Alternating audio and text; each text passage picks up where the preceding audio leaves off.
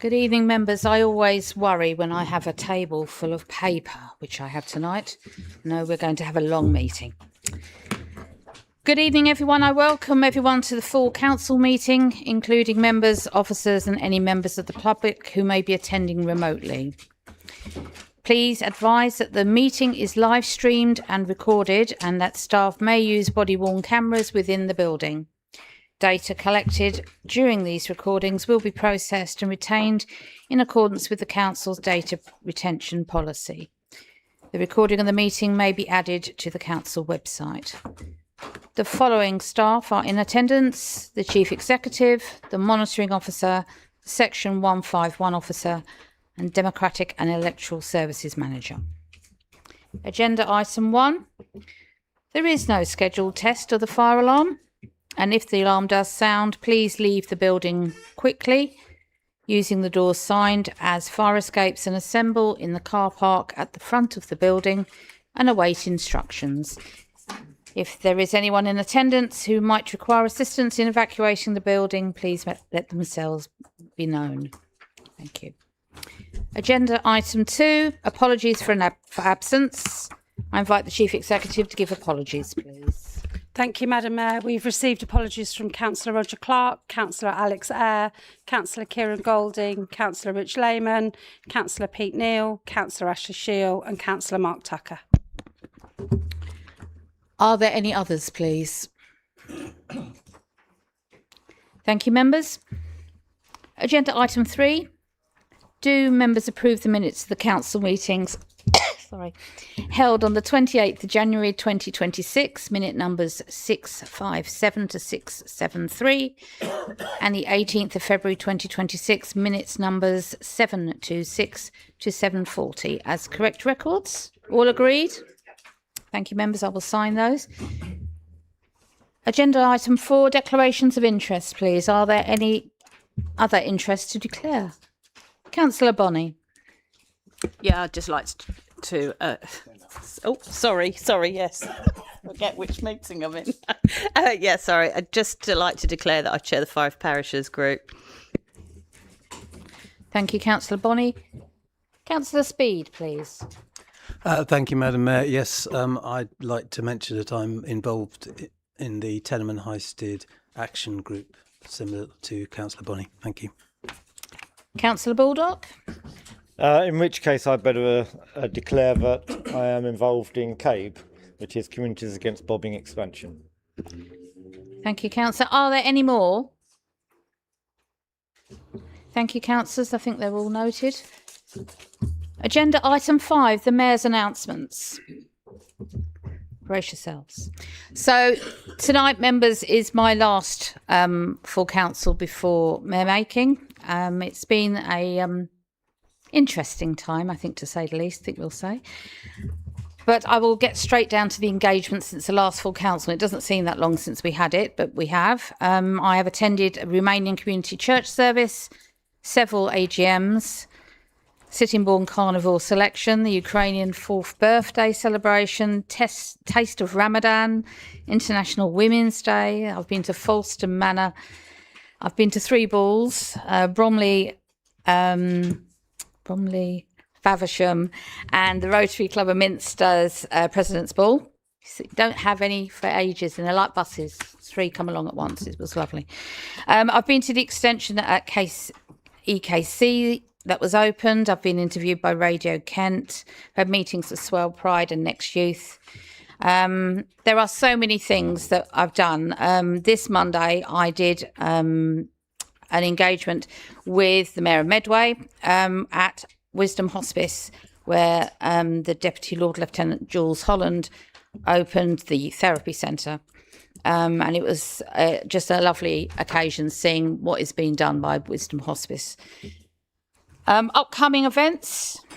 We've got a visit to Elmley. We've got Julian Smith concert, Menopause Cafe, Pie and Mash, with the Royal Society of St George. We've got East Church Aviation Museum, Drag Bingo, for those who have tickets on the 18th of April, which is my charity event. I've got a Men Talk fundraiser over on the island. In fact, we've got so many things. And since the last full council, my deputy and I have done 23 engagements, although it does seem as though we've done a lot more. So the big thing we've got coming up that I hope all of you will support is the bike ride, where we have over, I think, 8 members of staff from here and Maidstone, Billy, are going to do the Tour de Kent, which is 170 miles on a bike from the 8th to the 10th of May. If any of you feel that you can sponsor, that will be absolutely amazing. All the money will be going to the Mayor's charities. So if you want any more questions on it, please don't hesitate. There is a press release, and there is I'm technophobe, aren't I? So there's a bit of a link that gets you to the site to give us some money. So give us your money. And I think I've bored you enough with the mayoral engagements. So that would be that, members. Agenda item 6. Questions submitted by the public. No valid questions have been received by members of the public. Agenda item 7 is questions submitted by members. 2 questions have been submitted, and I'd like to ask each councillor to put their question. Then I will ask if there's a supplementary question. So question 1, Councillor Mike Whiting. Thank you. Thank you, Madam Mayor. It's a question. I wonder whether the chair of the Environment and Climate Change Committee could just confirm the current implementation status of the new car parking charges agreed in November, including whether they've gone live this morning, April the 1st, whether all associated payment machines, signage and bay markings are fully installed and operational at the Library, Park Road car parks in Queenborough and the Halfway and Little Oyster car parks on the Isle of Sheppey. Could the chair also set out the installation costs for these 4 car parks and advise whether any amendments have been made to enforcement officers' rotas to ensure effective enforcement of the new charging arrangements? Thank you. Thank you, Councillor Whiting. I now call the Chair of Environmental Services and Climate Change Committee, Councillor Dolly Worcester, to reply.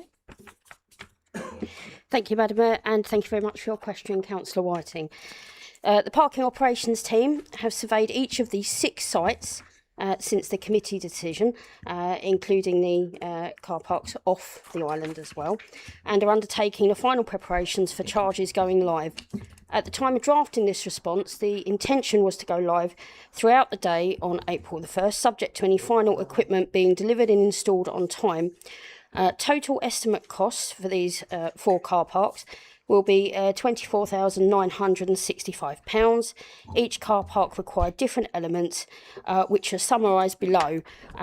Not so usefully, they've been summarised for me in a table, so I will read out the information, but unfortunately you won't be able to see the table.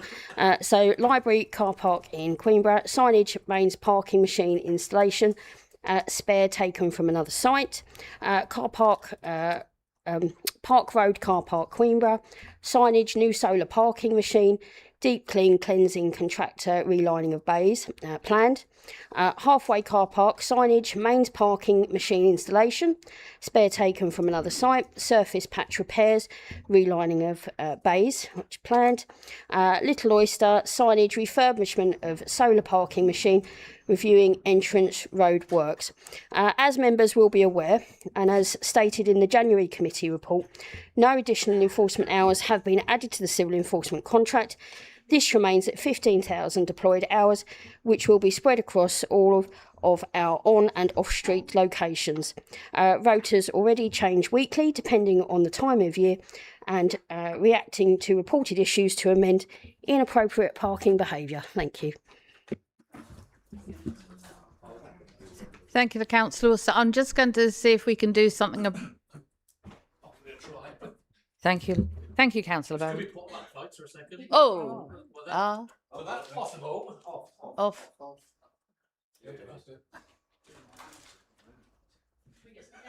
Yeah. Oh. No. We haven't done the risk assessment to get candles out, Councillor Bonney. We might end up doing a fire drill. Yeah, we don't want that. That's fine. Thank you, Councillor Bowen. Hopefully it'll behave itself. It might just have needed a rest. It knows it's going to be on a long time. Okay, no, I'm not going to defer the meeting, whoever said that. Behave. So, thank you, Councillor Worcester. Sorry for that, Councillor Whiting. Have you got a supplementary question? No, that's great. Thanks. I just wondered, Madam Mayor, whether I might have a copy of the table that Councillor Worcester referred to. Thank you. Absolutely. Thank you, Councillor Worcester. Our second question is from Councillor Tom Nundy. Councillor Nundy? Thank you, Madam Mayor. Can the Chair of the Environment and Climate Change Committee confirm how many PCNs have been issued at the Shingle Bank since parking charges were introduced? What actions are planned to address non-paying caravans on the site, and how the enforcement workforce is being increased to manage the additional charge locations introduced this year? Thank you. Thank you, Councillor Nundy. I call on the Chair of Environmental Services and Climate Change Committee, Councillor Worcester, to reply, please. Councillor Worcester? Obviously very popular this evening, Madam Mayor, and I absolutely encourage it. It's nice to have questions about the Environmental Committee's work.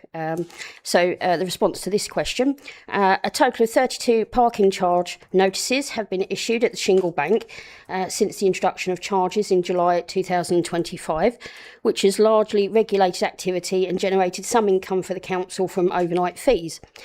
Council officers from a range of teams have engaged and supported individuals that were residing in caravans on the Shingle Bank. This number has reduced over time, and whilst occupants were engaging with housing officer teams, it was not felt proportionate to undertake enforcement.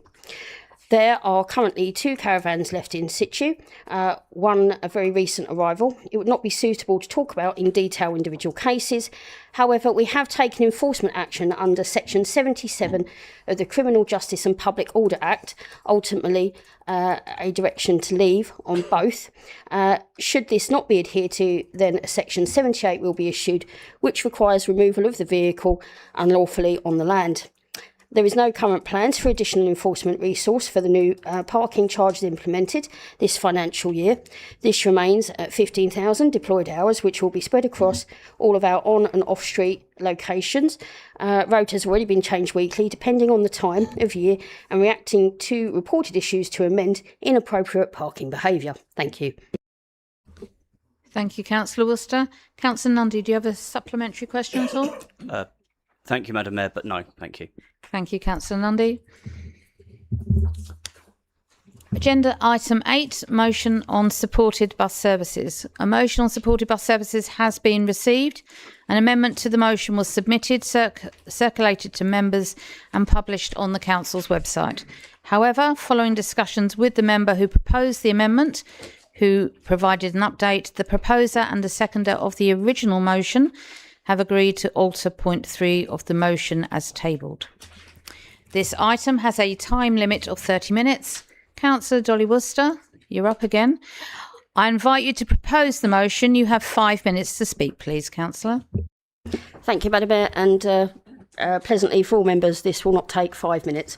The Labour government has given KCC 78 million in funding for bus services and extended bus fare cap. 78.2 million to overhaul the local bus services, I think is the accurate amount that's been reported. Increasing the reliability of service, reducing fares and upgrading vehicles. That's good news, as one of KCC's new rules for our local bus companies is to install PSV air compliant equipment. After speaking to a local bus company today, that bill stands for them at around £250,000 for one company, which they need to do as part of the Travel Saver delivery system used for children to access school transport. That, of course, KCC would be lovely for them to actually support bus companies in that way. This is a KCC given bill. It doesn't exist in other counties, so any support, I'm sure, will be greatly received. Members, the motion in front of you today is pretty self-explanatory. In that, surely, cross-party, we can all recognise that, of course, there are ongoing concerns from Swale residents regarding sustainable bus services in the borough. Councillors that attend the bus conversation group between Swale, KCC and bus operators on behalf of area committees share the same concerns that are spoken about from across borough time and again. However, this work needs to go further because over a year now, questions remain unanswered, despite offers of follow-up meetings that never really occur and very little report to give back to area committees, other than some investment in bus shelters, which may or not be coming for Swale, and hopefully they will be. And if they do, that will be welcomed. Investment in bus shelters are, of course, welcome, but residents would rather have regular services that get them to the hospital, or regular weekend services that support tourism and the local economy. This week alone, I've had reports that the local bus companies are seeing their fuel bills get to over £9,000 a week, and they've absolutely had no reduction in service. So I think that is commendable, given the economic climate. Along with the situation created by KCC with the Travel Saver, that families are also struggling to afford these days, every interested party, irrelevant to tie colour, must welcome this motion and the need for actions to lobby KCC in protecting existing bus services in Swale from further reduction, to work with bus operators and to improve reliability, frequency and coverage of service across the borough, prioritising connections between neighbourhoods, rail connections and communities with no public transport, and requesting that the leader of Swale Borough Council and relevant committee chairs write to formally to KCC, looking at ours and residents' concerns, and taking part in meaningful and long-term engagement. This work is achievable. It is within the council's remit and will help provide residents with clarity and provide KCC with ongoing strong partnership work which is needed. I hope members will support moving forward on this with one voice, the opportunity to take shared goals that, if taken seriously by KCC, will support people across the borough. That is our job. We have seen KCC putting efforts and funding into other areas of the county, and quite rightly we should be asking, why not Swale and why not now? Thank you. Thank you, Councillor Worcester. Councillor Wise, I invite you to second the motion. Ask if you wish to speak now or reserve your right. Thank you, Madam Mayor. I'm very happy to second the motion and I wish to reserve my right. Thank you. Thank you, Councillor Wise. I now open the debate for members to debate the motion. Councillor Whiting, please. That was quick, Madam Mayor. Thank you very much. Thank you. Madam Mayor, I welcome the motion to a certain extent, with reservations. There's no duty, as we know, on KCC to subsidise buses or provide services. And in Kent, routes are in full, organised, planned and controlled by private companies. KCC will spend about £90 million this year on getting children to school, about 17 million on the older person's bus pass, but they are its only legal obligations. It voluntarily spends 8 million a year on the young person's travel pass and a further 3 million on subsidising bus routes. And rightly, it targets help on school services. Government has given KCC 11 million for capital transport projects and a further 12 million in revenue funding to improve services and reduce fares. And I understand that all of that revenue money is already allocated this year. Employing staff is more expensive, as we've heard, under this government, as is the amount of tax companies pay on their fuel and their vehicles. And there's a national shortage of qualified drivers and engineers. And all this has made running rural bus services unviable, affecting 100 services across Kent in recent years, including Swale. Only government can reduce the tax and regulatory burden that is putting bus companies out of business. Only government can change the law to compel local authorities like KCC to subsidise loss-making routes. And each year, the government, by the way, Madam Mayor, the government gives the Mayor of London £111 per head for population to run public transport. In Kent, we get just £9 per head. That's why we don't have the services we need, and that's down to government, and that's down to government choices.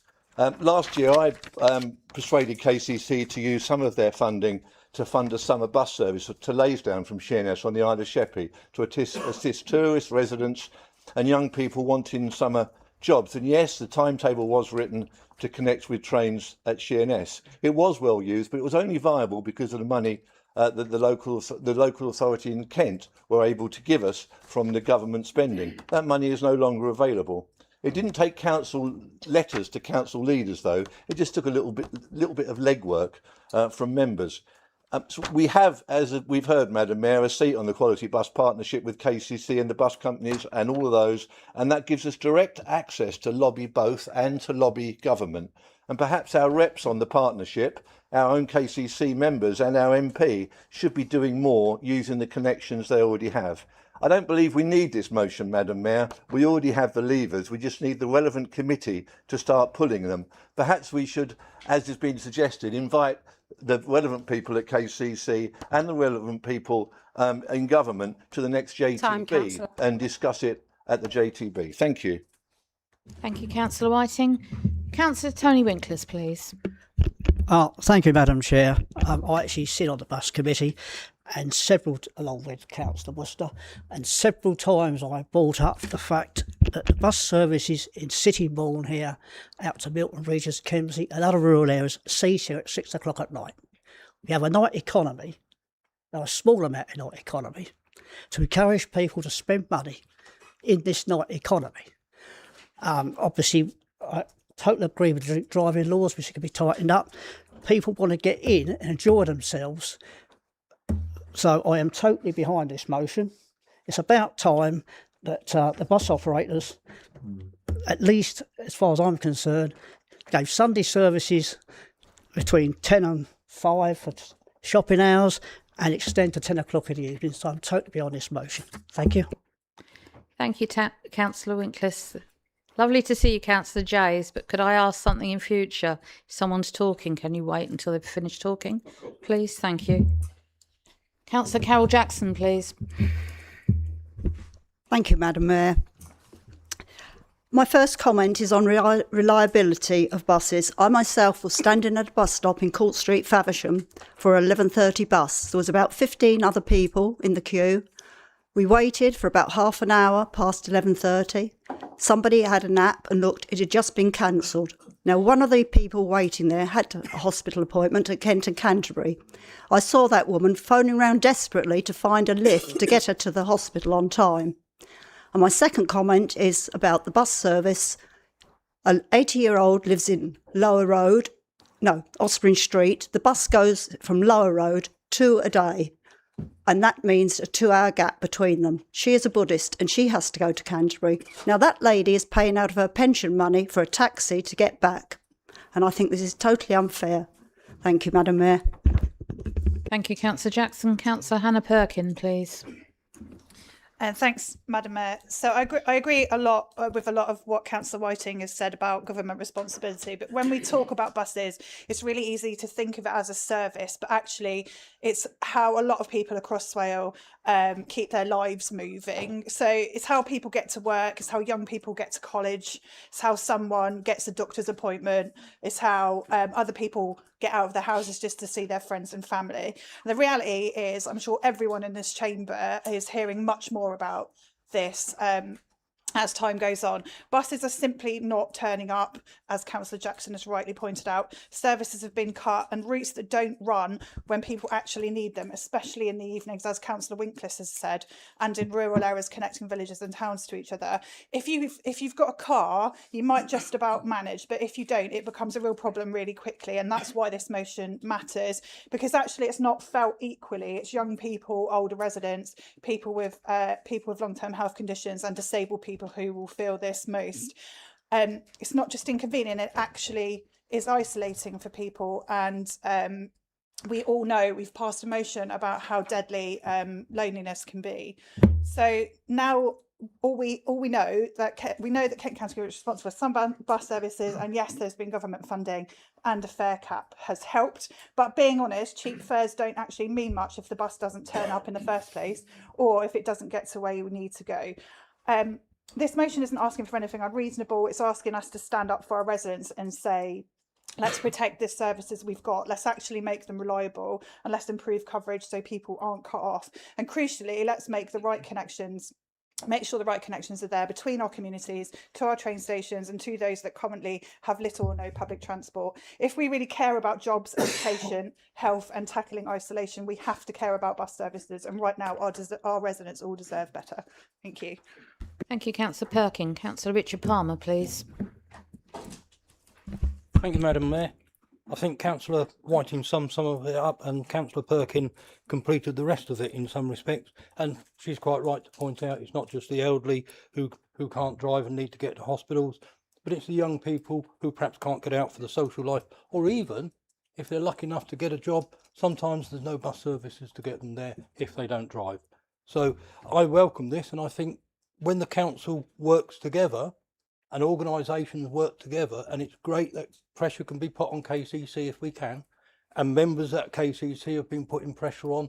We're arranging meetings, we're trying to get it highlighted, and I agree. I think Swale is definitely underserved by buses, and if we are really looking at getting people out of the car, you do need a reliable, dependable bus service, and the two need to go together. You can't just turn around and say we're going to keep improving all these routes and that with Section 106 and building houses, but the service is ineffective and it's poorly run, or it's inadequate, and people suffer, so they're tempted to go back into the car, and that causes all sorts of problems on the road and with health. So yeah, I support this, and the more levers that can be pulled, the better it is representing our residents and working together. Thank you. Thank you, Councillor Palmer. Councillor Tom Nundy, please. Thank you, Madam Mayor. I'm more than happy to support this motion. It's a real issue that is affecting real people in our communities. I've had lots of conversations with the people who run the Pyramid Project on the Isle of Sheppey. For those of you who don't know, the Pyramid Project supports young people within our community, particularly on the Isle of Sheppey, who are not in education, employment or training. And one of the biggest issues that they face is the lack of reliable public transportation to help them go to work, go to college, go wherever they need to go. The Pyramid Project was able to get a group of young people that they were working with a job just off the island, and within a very short period of time, a large number had quit the job, not because they couldn't cope with the work, not because they were lazy, it was simply because they were not able to get to where they were working. While I understand some of the reservations that have been raised, I know for a fact that Sheppey desperately needs better public transportation, and I know that passing this motion tonight isn't going to get us better buses overnight, but I think it keeps the issue at the forefront of everyone's agenda, and will hopefully lead to an improvement in the public transport services that exist within our borough in time. It's not going to happen overnight, but something's better than nothing in it. Thank you. Thank you, Councillor Nundy. Councillor Anne Kavanagh, please. Thank you, Madam Mayor. Lots of you will know I'm a regular bus user, so I speak to lots of people on the bus. Both prior and since I got elected, I have tried to increase the buses for Swale with no success. Now, we're lucky in Grove Park because the end of the contract came, KCC agreed to renegotiate the route, so we get a few buses through Grove Park. The other end of that route, up past the hospital, still has nothing. There is no bus to Memorial Hospital. There are no buses to outlying villages. In Faversham, the hopper supplied by Faversham Town Council helps Orr and Ospringe and other places. What annoys me is KCC use money from the central government for gimmicks.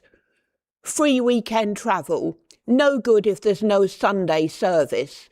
I think Councillor Whiting managed to get the only Sunday service. When I've been in Medway, people there think I'm nuts when I say we have no Sunday service, no evening service. Swale needs to be noticed by KCC and given what we need. In Grove Park in particular, there are quite a few over 90s who use the bus to remain independent, to do their shopping, to go to social clubs.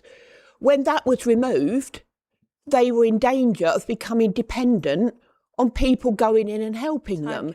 It's far more than just providing a bus. It's quality of people's lives. Thank you, Councillor Kavanagh. Councillor Andy Booth, please. Thank you, Madam Mayor. I'm surprised that this now vintage chestnut has resurfaced this evening. Madam Mayor, to my recollection, this has been over 20 years in the making. And over 20 years, it's been a resounding no from KCC.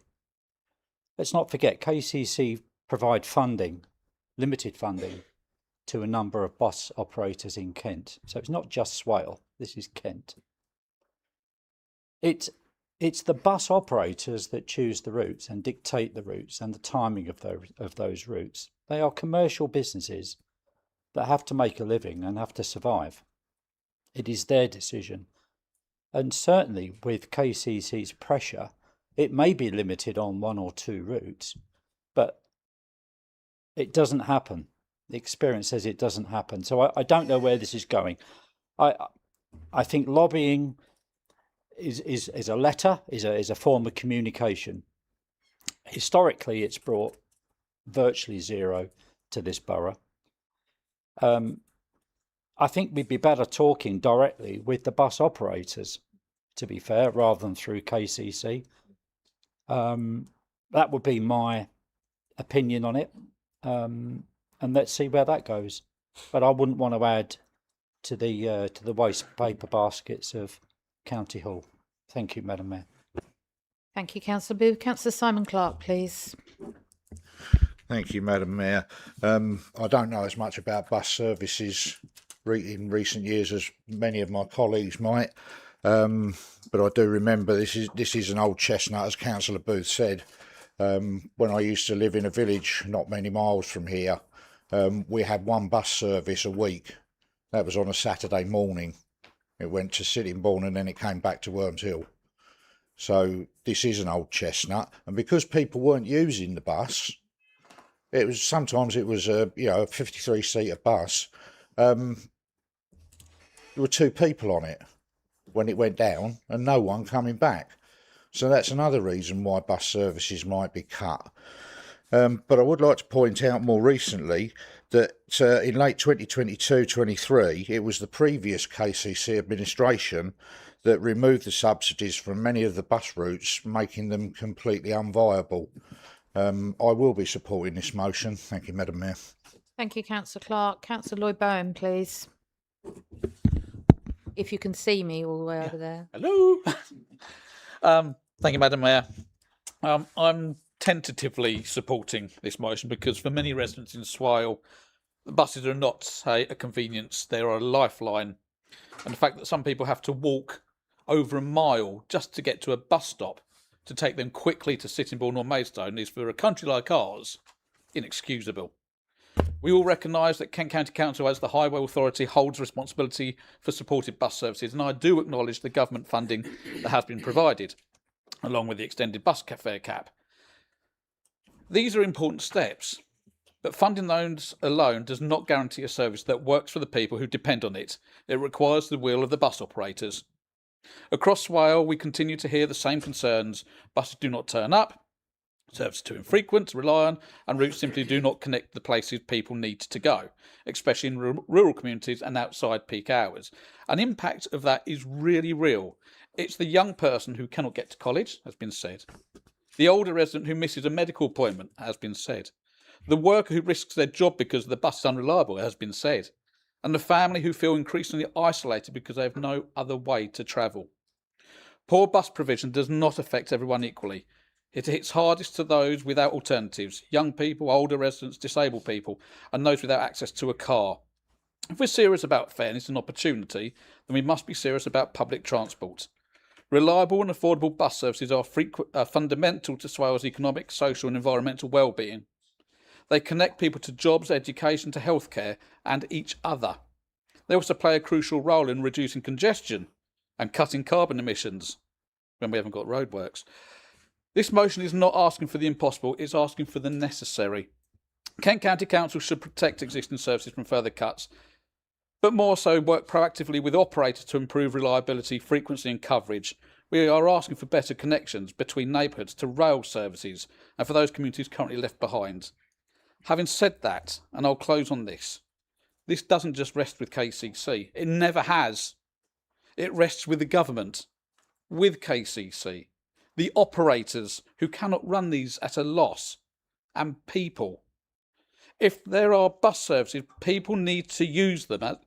Otherwise, as we have seen, they become unviable to the public purse. Thank you, Madam Mayor. Thank you, Councillor Bowen. Before I call the next speaker, I've got 5 more speakers to go, and I'm not going to take any more after that, I'm afraid. I can hear the disappointment. I'm very sorry. Councillor Sarah Stephen, please. Thank you, Madam Mayor. I just want to reiterate what Councillor Kavanagh said. My concern about the Memorial Hospital. Our hospital has minor injuries, and it's going to have 3 GP surgeries because Chestnut's moving. It's appalling for parking, and it's going to compound even more problems by not having bus service there. I just can't believe we've got a hospital with no bus service. Thank you. Thank you, Councillor Stephen. Councillor Bonny, please. Oh, do you want me to go first? I didn't have you, Mike. Okay. Do now. Sorry, in that case, I'll add you on then, Mike. Okay. Right. Thank you. Many of you will have heard me moaning about various aspects of Section 106s which have failed to deliver services in the borough. Most significantly, during the public inquiry last year, I raised that in my ward, the Spring Acres development, also previously known as a Stones Farm, there was £240,000 for bus services that had sat there since 2017, unspent. 1 year on from public inquiry, and I pointed out to KCC that money had not been spent. Came the email that they confessed they had no idea that money was sat with Swale for bus services. But it was all right, they had until 2033 to spend that money. That development is now nearly complete. We used to have 4 bus services an hour along the A2. We now have 1. It's appalling. We've got more people requiring more services, money sat in a bank account unspent. It is an utterly failing system. I did a quick Google because I go to Cornwall quite often. They spend a similar amount of money on buses. They've had 40% increase in footfall using their bus services. This is coordinated by Cornwall Council. They lead the way. They subcontract some of their bus services out, but it's all branded under one uniform banner with a complete service set out by their Cornwall Council. We don't. We have an utterly fragmented service with people who may or may not choose to provide their services, often with cancellations.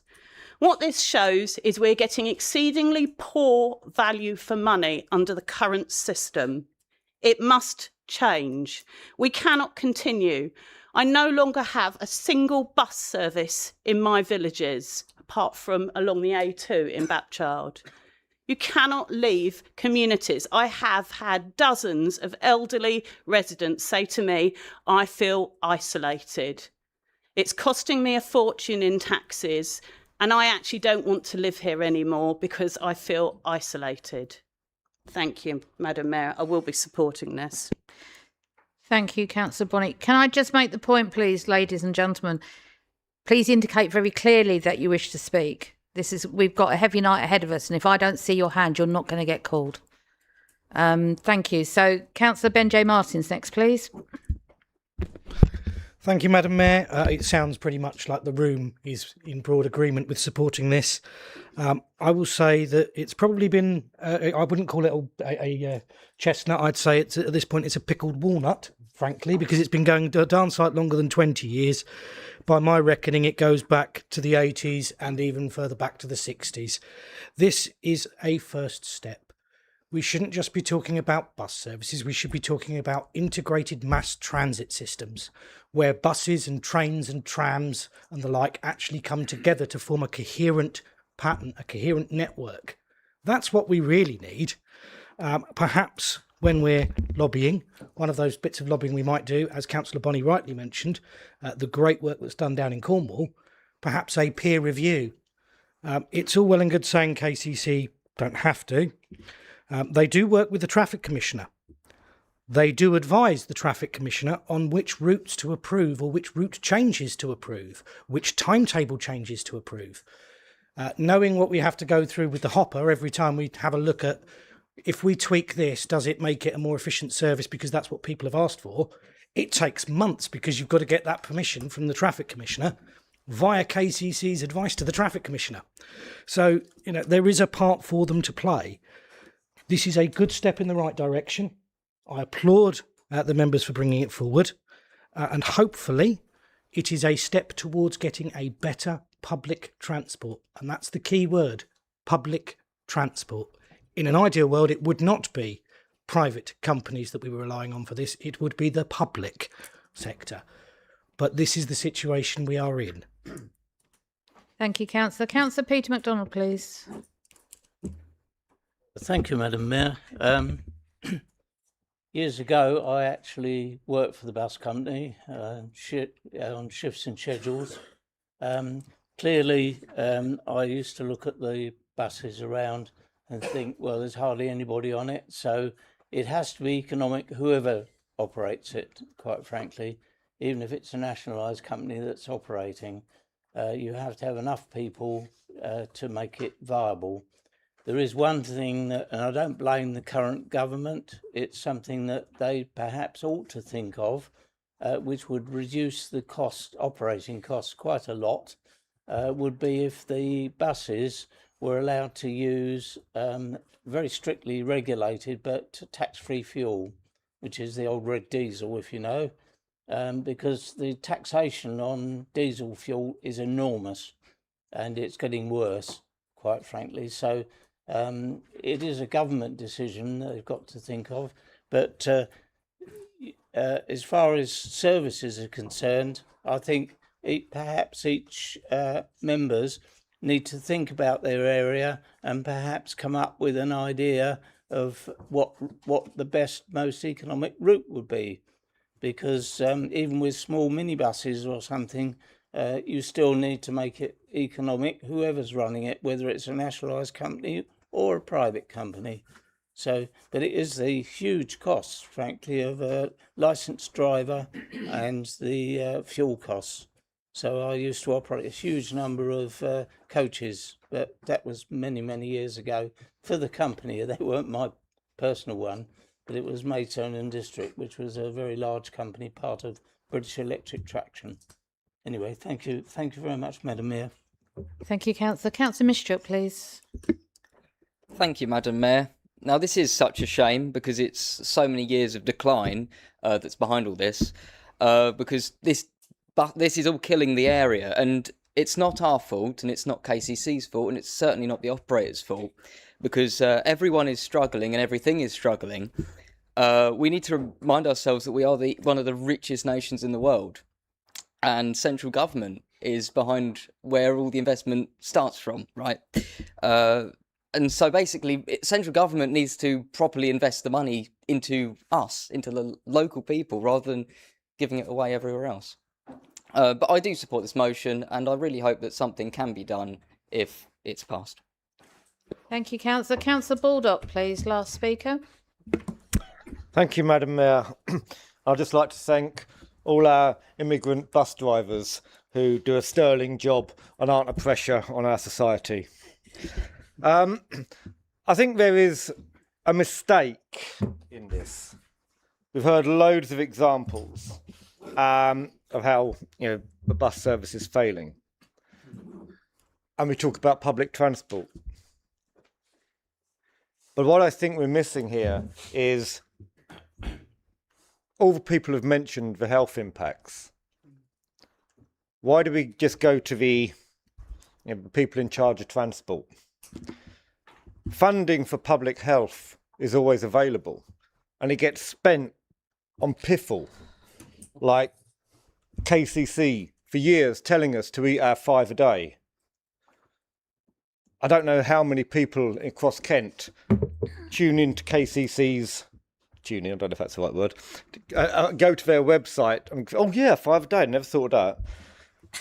A load of health money goes spent on things that could otherwise go on public transport. This is vital for health, for the elderly, for the disabled. And yeah, it's a commercial thing. But some of that funding that goes for health projects, we should be arguing should go towards a bus service. A bus service delivers on health outcomes, as well as isolation outcomes, as well as our young people, as well as our environmental targets. When we get environmental funding, we plant some trees. Very nice. I don't know how many trees I've planted recently. In the last few years, it's like hundreds. But don't talk about trees in Bapchild, but some of that money, perhaps we should be saying, would be better spent providing local bus services, helping fund local bus services. Because what bus services need, it's a cycle, and at the moment it's going down. The more it's used, the more reliable they come, the longer they can serve, the more they're used. And that's why it works in the cities, because they run 24/7. We're in a situation where if you work in Maidstone, you can't rely on getting a bus home. That's chronic. So we need to be looking at this in a more inclusive way, rather than just saying to the transport ministers and the transport cabinet members, do something. It's got to be a more Gaelic, is that the word? Gaia? A more Gaelic approach to public transport, because that's the way we're going to break the deadlock. Funding is being cut for transport. Let's look at the health funding and the environmental funding as well. Thank you. I'll be supporting. Thank you, Councillor Baldock. Councillor Wise, you reserved your right to speak. If you'd like to speak now, please. Thank you very much, Madam Mayor, and thank you very much to Councillor Palmer for adequately seconding the motion, and to Councillor Bone for summing up the debate, because I think both of you hit all of the points quite well in your speeches. But I think obviously members have touched on quite a lot of the reasons for why we brought this motion forward, and through our area committees, we certainly at Sittingbourne Area Committee had the bus operators there, and we explored the significant challenges to providing sustainable bus travel for us here in Sittingbourne and across Swale. And to be clear, Swale does deserve comprehensive, sustainable and affordable bus travel. Other areas like ours, as Councillor Bonney points out, do have this. We can have this too, and everybody's given examples of the many benefits for those, the health benefits, the leisure benefits, the benefits to local businesses, the employment benefits. And the reason why we've brought this motion forward is because that joined up work, as Councillor Palmer referenced, is crucial. Us as a planning authority and KCC as a transport authority must have that ongoing close relationship if we're going to make sure that this serves our local area properly. And I take the point that Councillor Booth and others raised, that this has been over 20 years or more in the making, but think about all the development we have had in our area since then. And all of the many more people that have made their home here in Swale who don't have that basic connectivity to get around our local area. It's easier to get out of Swale to somewhere else than around Swale, and that's not good enough. And I think part of what we're talking about, Section 106, as Councillor Bonney referenced, it's really important that we're scrutinising this to maximum impact in partnership with KCC. Because a lot of what we're talking about is a sort of chicken and egg scenario. And there are elements of pump priming that we need to be working with KCC on. But fundamental to all of this is if you don't get it right in the first place, if you don't get it so that we have a service that people will want to use and that people basically need to use, then we're never going to get to a position where it endures and it is well used, which is the way that we're able to preserve this and expand this going forward. So I very much hope that members will support this motion today, because as others have said, this is the start, but there is a very real need for us to work as closely as possible with KCC and the bus operators. And of course, let's make sure that we take that lobbying together then to government to make sure that we get what we need here. Thank you. Thank you, Councillor Wise. Councillor Worcester has proposed with the motion. Do you wish to sum up the debate? Yes, thank you, Madam Mayor. So I'm really pleased by all the comments, because it actively proves our point that people have got something to say about their bus transport network. I speak on a regular basis with both Chalkwell and Travel Masters because they are the providers that work on the island. And I would also like to just fly the flag a little bit for our Joint Transport Board and supporting that way of also talking about infrastructure around our transport and really getting behind Councillor Wise's point in saying this is a motion. There are other ways that members can get involved by talking to their residents, by talking to their KCC councillors, by making sure they're asking them, why are you not attending the meetings where these things are being discussed? Because they are being discussed at length all the time by residents. And I absolutely support particularly Councillor Perkins' point of view about accessibility for services that are offered.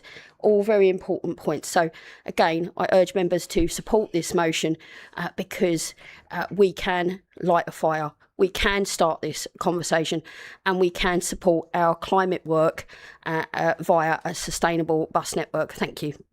Thank you, Councillor Worcester. I now ask members in attendance to state their vote by show of hands. All those in favour, please raise your hand clearly.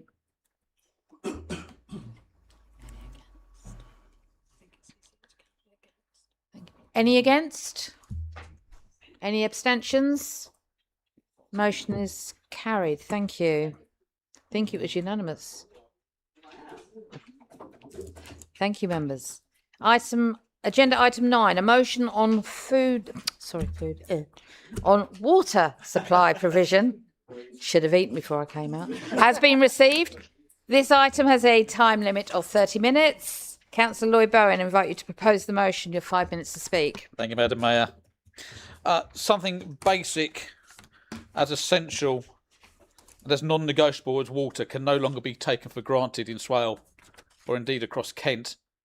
This is not theoretical. This is not hypothetical. It is real and recent.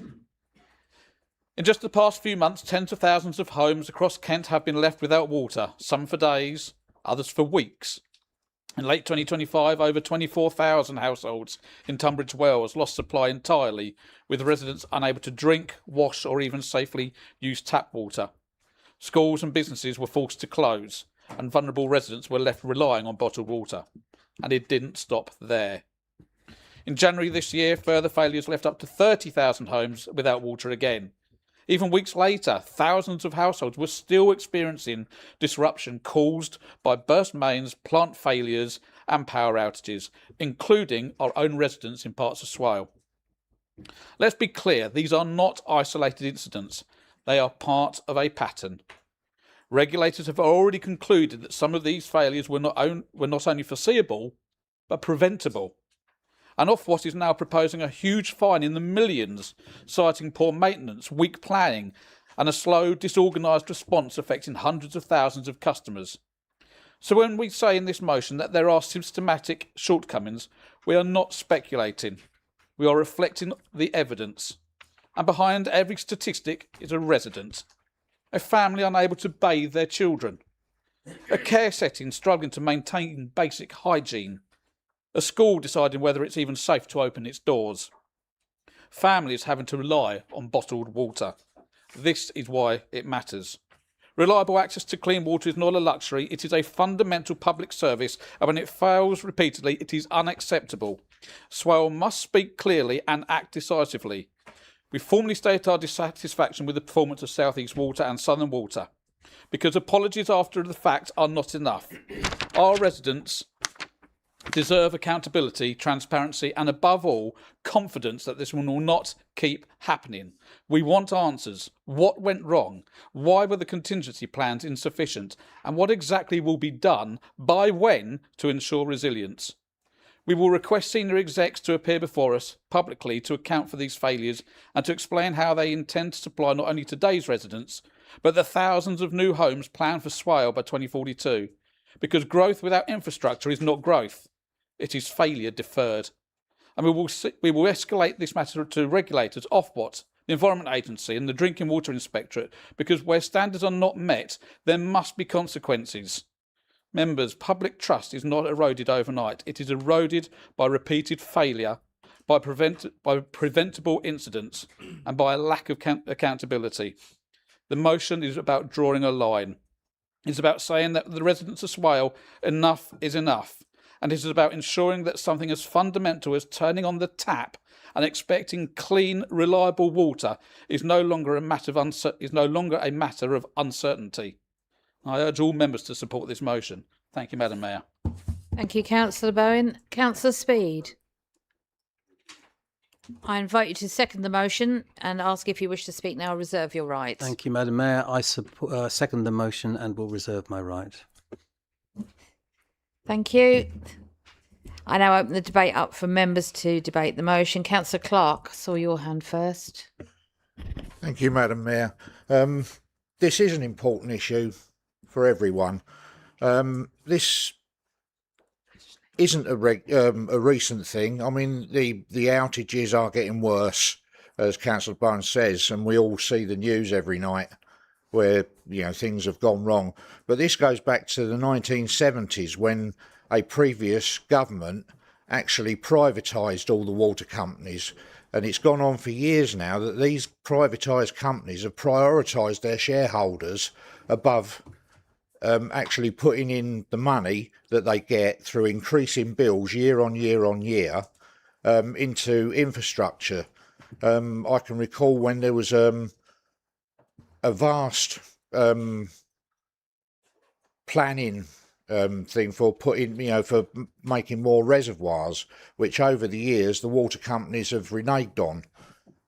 This is an important issue, and I think the water companies do need to be held to account, but I fear, and this may be a bit controversial, but I think either this government or another government in future years needs to take back the water facilities into public ownership. That's the only way we're actually going to get a decent water system and the infrastructure built that we actually need to service not only our current residents but all new residents of Swale and Kent wide. Thank you, Madam Mayor. Thank you, Councillor Clark. Councillor Harrison, please. Just a brief comment, Madam Mayor, because the filing cabinet is pretty full, but I've managed to pull out a couple of words, which was, rather than wait until there's an emergency and us hauling you in over the coals, we would like you, the Chief Exec of Southern Water, same thing could go for the South East, not biased, we would like you to have a regular update, quarterly update meeting with our Chief Exec. Said Chief Exec agreed it. I'm hoping that that has been happening so that you don't get emotion because things are going along and you're being told when you need to get it in the nick. And that came up because that came up when we were isolated yet again on the Isle of Sheppey, no water. We've now got new pipes. So yeah, we're all right, Jack, but I'm still concerned about you. I'm not pulling the ladder up.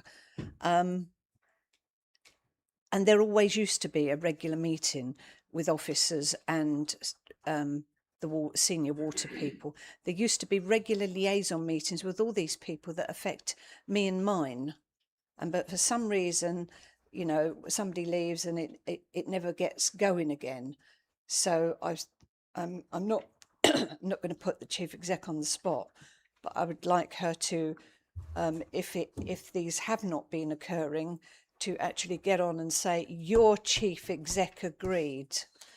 And if I can get in the attic and find my notebook from the time, I will bring it in and show you that the bloke agreed. But it used to be the case, and that's why we got so much done previously, not because, you know, we had lots of dosh and the rest of it, but because we built up really good relationships, really good partnerships, right across the piece with all the people that affected our residents. We've got so isolated, you know, we've not got time to go and talk to these people. We ain't got time to talk to the bus companies or whoever. And I think I just thought I'd remind that that's what was agreed and that's what I hoped had been happening. Let's have the South East Water bloke in, the member briefings that we used to have in here in person, where we spoke frankly to the chief execs of the water, the housing, the this, the that and the other. They all stopped, didn't they? I'm hoping that we can reinstate beginning later on this month. There's no reason why we can't have both water company chief execs in as well. But I totally concur with Councillor Clark. Any surpluses should first of all go into the infrastructure before it goes into the pockets of the shareholders. Thank you, Madam Mayor. Thank you, Councillor Harrison. Councillor Bonney, please. Thank you very much. Well, we've got the two bad guys, haven't we? We've got South East Water and Southern Water, but they're not the only ones. We've got the Environment Agency, who seem to be entirely unaccountable. First things first, we really do need the water companies to be made statutory consultees on planning applications and not blithely say, well, yeah, we can deliver it in 24 months or might be another 24 months if it's complicated. To the layperson, that looks like it's a doable offer. But when you go behind the scenes and find out what really needs to be done to enable development, you find out it's significant infrastructure that is not embedded in their business plans going forward, and neither is it funded. We're already in a car crash situation. My villages, Bredgar, at the moment, we've had significant issues. I've spent many weekends talking to officers out of hours. Again, it's a drain on our resources when we have to step in, because actually, I have two water companies in my ward that supply and also take away drainage water, is Southern. And when they don't talk to each other, it's absolute carnage. I had the situation where one part of the street was being delivered bottled water because they're about to be cut off, but another one where they had been cut off and no water deliveries in sight. It was a total mess. Stockbury was affected. Currently tonight, as I speak, there's tankers down near the retail park because the sewage treatment works, again, probably can't cope. We've got an issue there. So it's not just about fresh water. We must get across the importance of wastewater. So if this is a plea to the proposer and the seconder, that they include in that it's wastewater treatment as well as supply, and make that clear. Because Sittingbourne's wastewater treatment plant is well over capacity. It needs massive investment, and that's not a 5-minute job.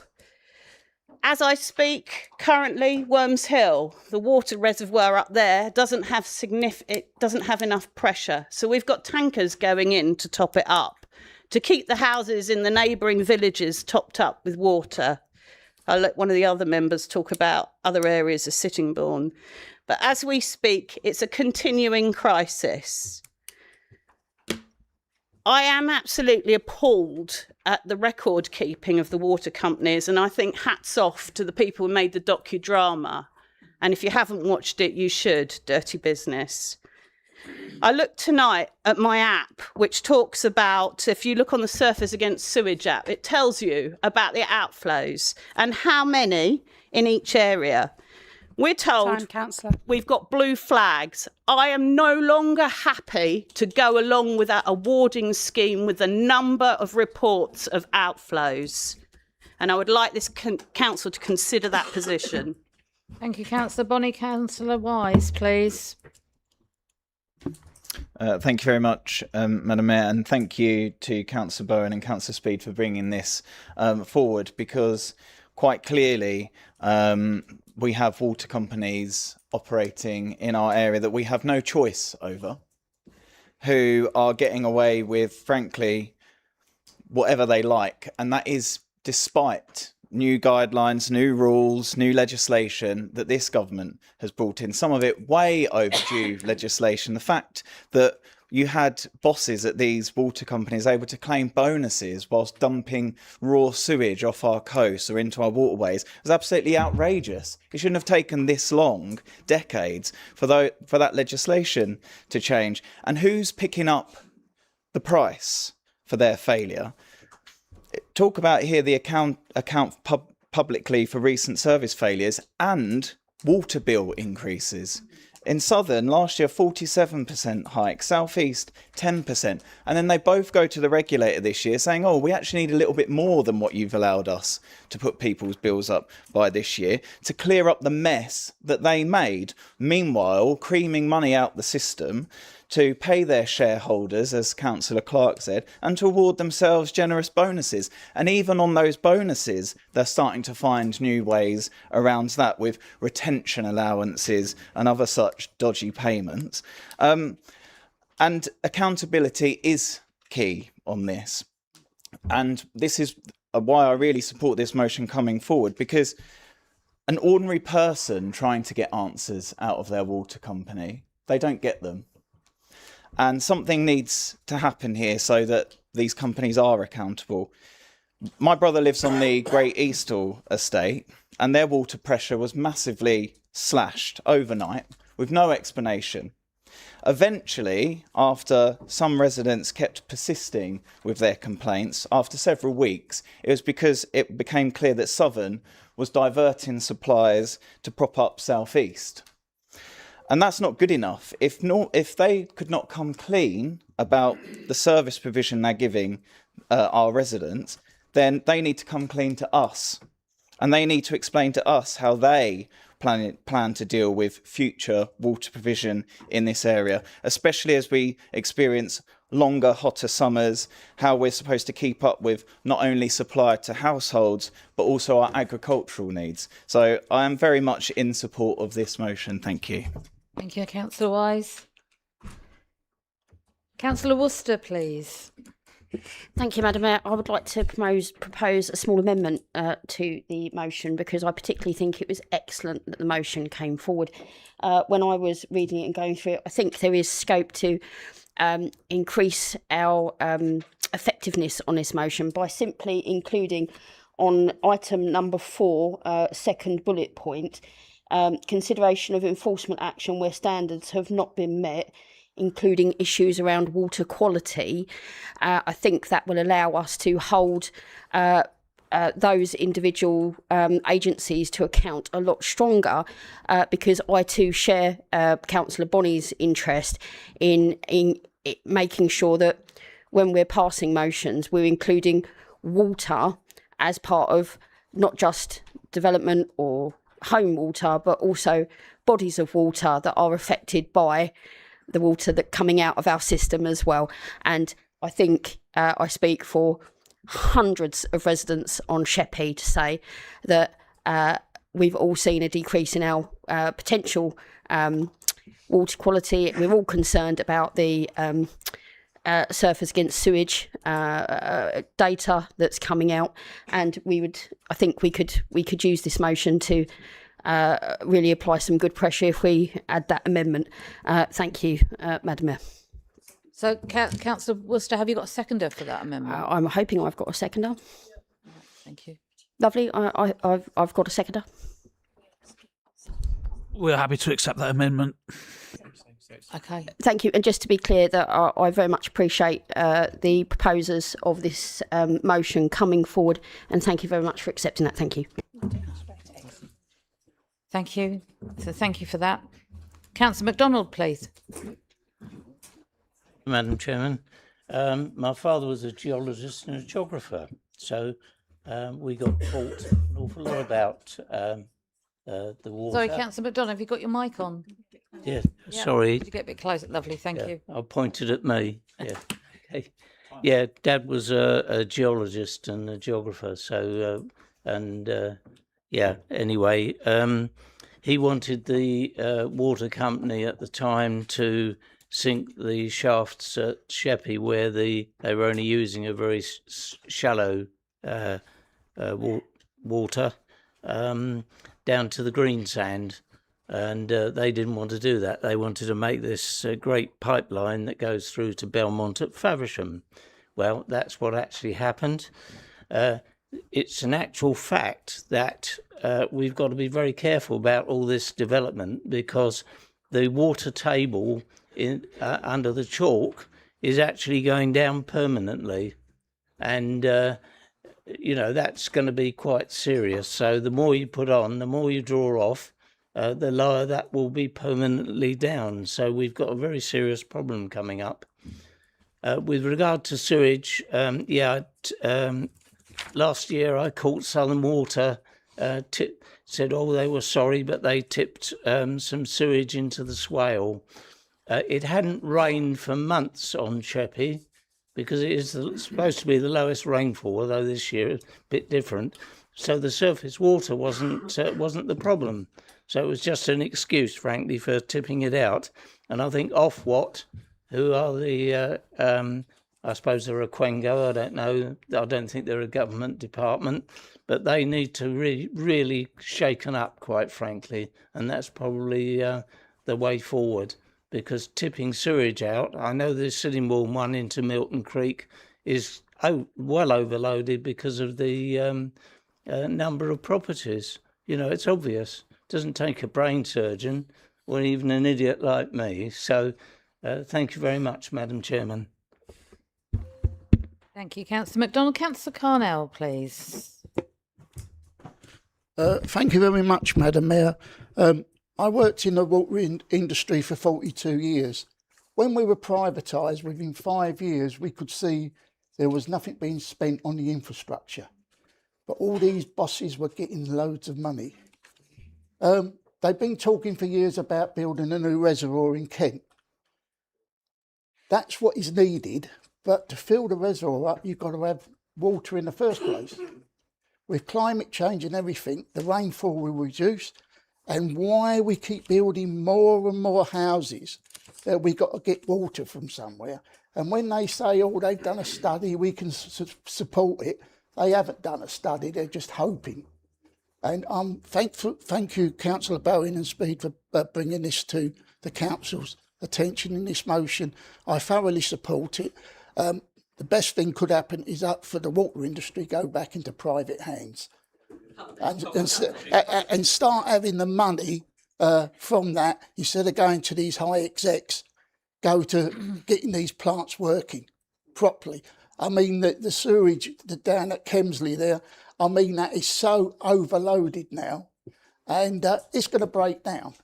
And when it breaks down, the only thing they can do is start pumping it out into the sea. So hopefully everyone supports this. And thank you very much, Madam Mayor.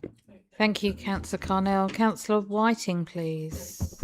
Thank you, Madam Mayor. Just a quick one, really. I mean, I fully support this. I'll be voting for it. I wanted to pick up on something that Councillor Harrison said, and it was about building relationships, the longer-term relationships, to actually get what you want out of some of these people. Calling them, getting them over the coals, you know, in a crisis is one thing, but you want to be building these longer relationships. Just harking back to a former life, I used to go to a committee in Ashford representing KCC, but we had the water companies there. Southern Water were there, their chief exec. We had Homes England, the local chief exec. We had National Highways local chief exec. We had all of those relevant parties there in a committee meeting that happened quarterly, chaired by the council leader there, backed up by the chief exec. The local MP, I think he was Deputy Prime Minister at the time, so it probably helped in getting those chief execs round the table. But that notwithstanding that, it was extraordinarily useful forum. So that as more and more uncontrolled, and it is pretty uncontrolled development down in Ashford at that time, and we've all seen the number of houses that have been built down there, all of the agencies will be able to talk off the same page about how they deal with that, how they get enough water. As a result, they got good outcomes at Stodmarsh when dealing with water pollution there, runoff from agricultural fields, and they got a new sewage plant. But all of these good things came out of the talks and having the right people around the table and doing it on a regular basis. So I'll support this. I hope these people do turn up, but I do support Councillor Harrison in the call, perhaps for the chief exec and the leader, to start to convene meetings with these important groups on a more regular basis. As our local plan is getting built out, we have that. We have them around the table to ensure that we do get the infrastructure that we need to support what the developers do to us. Thank you. Thank you, Councillor Whiting. Councillor Perkin, please. Thank you. So I also want to thank Councillor Bowen and Councillor Speed for bringing it forward. I think it's a really important discussion. And I would just like to add that if we get to speak to the chief executives, we should be asking them about what they've done to consult with health authorities to understand the disproportionate impact of water outages on members of our community that are most impacted, like those who are on home dialysis, those who have got suppressed immunity, those who have got incontinence and limited access to sanitation, those that cannot lift the large bottles of water that they provide as a replacement. When they're delivered, and what they're actually doing to understand that and to reduce the impact should any further outages happen. So much of how water works in this country is completely appalling. Water isn't a nice to have. It's not like a bonus feature of being a person. Like, you need it for everything, and it should just work. It should work, and it doesn't. So I fully agree with councillors and totally support the motion. Thank you, Councillor Perkin. Councillor Tim Gibson, please. Thank you, Madam Mayor, and I won't repeat it, but I will. I also thank Councillor Bowen and Councillor Speed for bringing this motion. One thing that always seems to get missed off, and whilst I realise that none of us can live without water, I'm going to swing the lamp a little bit. 30 years in the fire service, guess what we use lots of? Water. And it's never, ever a kind of hits people's radar when we talk about water outages. And of course, whenever schemes have been designed for new developments, they come to people like me, who was a commander at the time at Sittingbourne, with some of the new developments going on in this area, asking what requirements we had for hydrants. Well, it's fantastic having hydrants, but if there's no water in them, that's like a cowboy not having bullets. I know where I am, show me, Jano. There's another additional dimension to this that I think we should all consider. And this hydrant water supply is fundamentally a key issue for us. And sadly, Councillor Bonney, particularly for people like yourself who live out in rural areas, by the time the fire engines get there these days, you can almost turn the calendar over. And if they're starting to run out of water and they're trying to get into hydrants and the hydrants haven't got sufficient to supply that, then guess what? The chances are you won't die of thirst, you'll probably die from inhaling fire fumes or heat. Thank you. Thank you, Councillor Gibson. The 30-minute limit is very close, so I'm going to take two more speakers. Councillor Richard Palmer, please.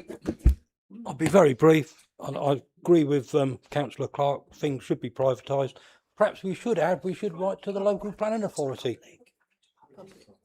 Sorry? Wrong P. Did I say private? Yeah, you're quite right. But perhaps we should write to the local planning authority, because we all know the pressures, and all of a sudden we're blaming everybody else, but we approve these, we're the decision maker, and we might need to actually at some stage be making a stand and saying we don't have the infrastructure, and water is one of them. Very good motion, which I will support. Thank you. Thank you. Councillor Paul Stephen, please. Thank you, Madam Mayor, and I'll be voting for this one, especially as that I'm putting a motion forward in the next month or so regarding the quality of the creek water down at Milton Creek. I will just briefly tell you exactly what's happened down there. A report or project's been done between 24 and 25 on the water quality. Samples were taken and readings were done, tested in a laboratory, and they've come back that creek is absolutely foul. The only good thing about it, the oxygen level was good, so there is hope for it. But it was down to the spillage from the sewage farm, and the reason for that we got from the water board was that surface water was getting into the sewage, contaminating it, increasing the capacity, and henceforth they had to pump it out into the creek. Now, I've been informed by one of the water workers who was looking for a manhole, and he came down to the creek and he said, "I'm looking for a manhole." I said, "Well, there's no manholes here." And it was the old barge museum he needed to go to, and that's where. And then it came about that they were doing some repairs to the wall, which is the road that runs between McDonald's and KFC, and they're repairing the water mains there to prevent that from happening, and which I was very pleased about, because it will obviously help the quality of the water.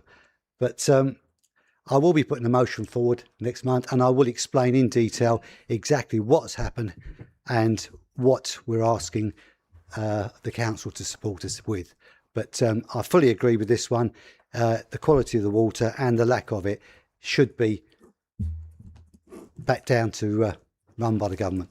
Sorry. Thank you. Thank you, Councillor Stephen. Councillor Speed, you reserved your right to speak. If you'd like to speak now, please, you have 3 minutes. Thank you, Madam Mayor. The fact is that housing targets in our part of Kent are unachievable because of the pressure on the water supply.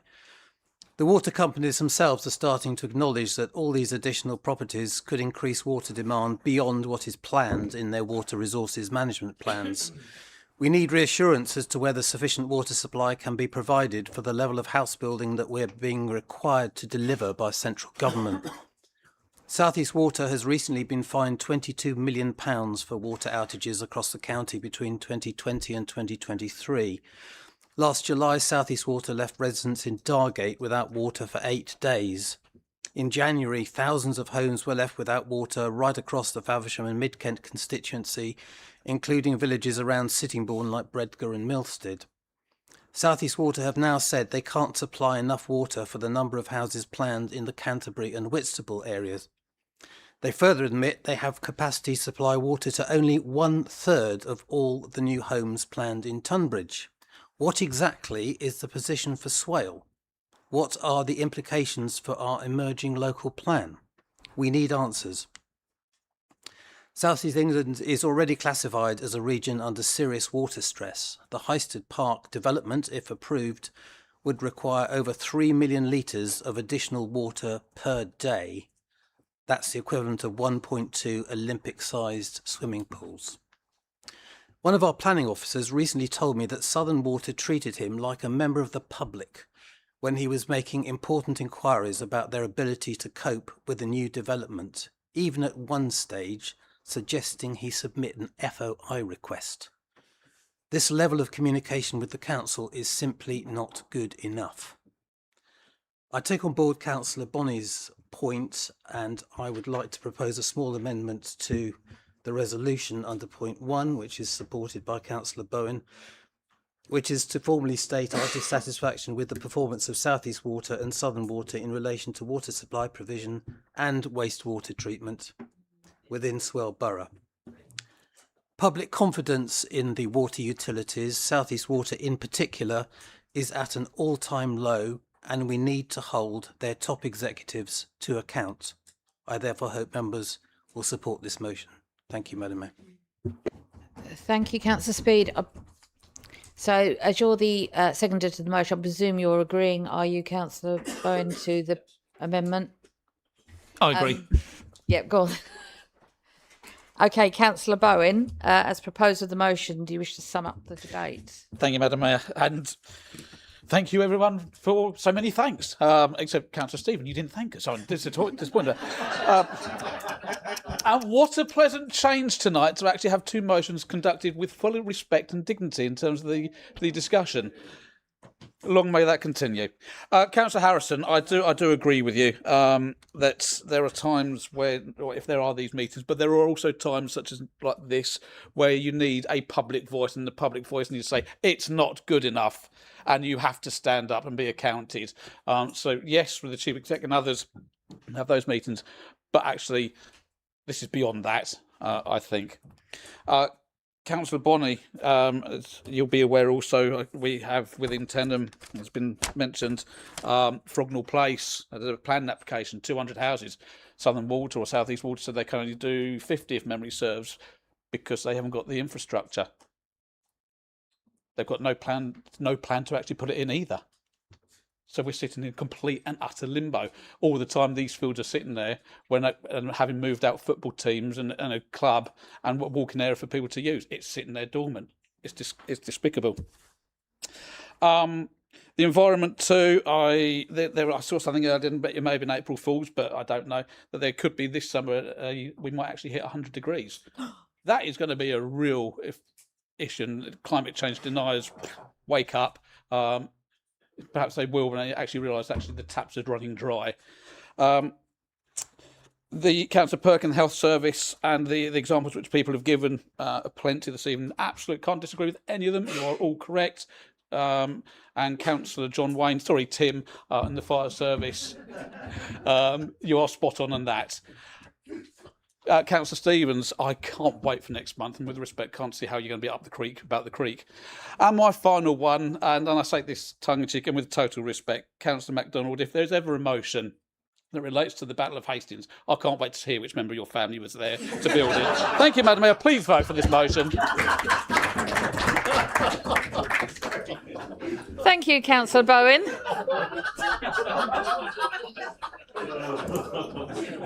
School's out. Councillors, simmer down. Councillors in attendance with the newly tweaked motion, which I think we're all happy with the wording. Thank you. Please state your vote by show of hands. All those in favour? Yeah. Thank you. Any against? Any abstentions? That is carried unanimously. Thank you, members. Great. What did I say? Let's just get on, shall we? Oh, I will now use my discretion and bring forward item 15, the urgent motion. So, a motion for the UK SPF funding has been received. Whilst it was received outside the deadline, I have used my discretion to allow it due to the time-sensitive nature of the issue.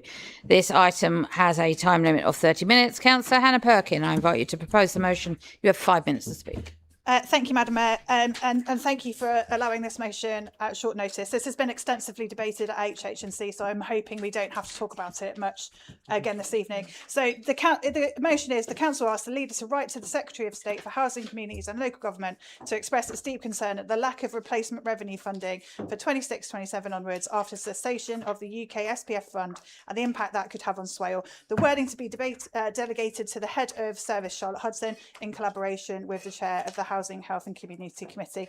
If there is no real need for debate on this, I would like to propose that we move straight to the vote.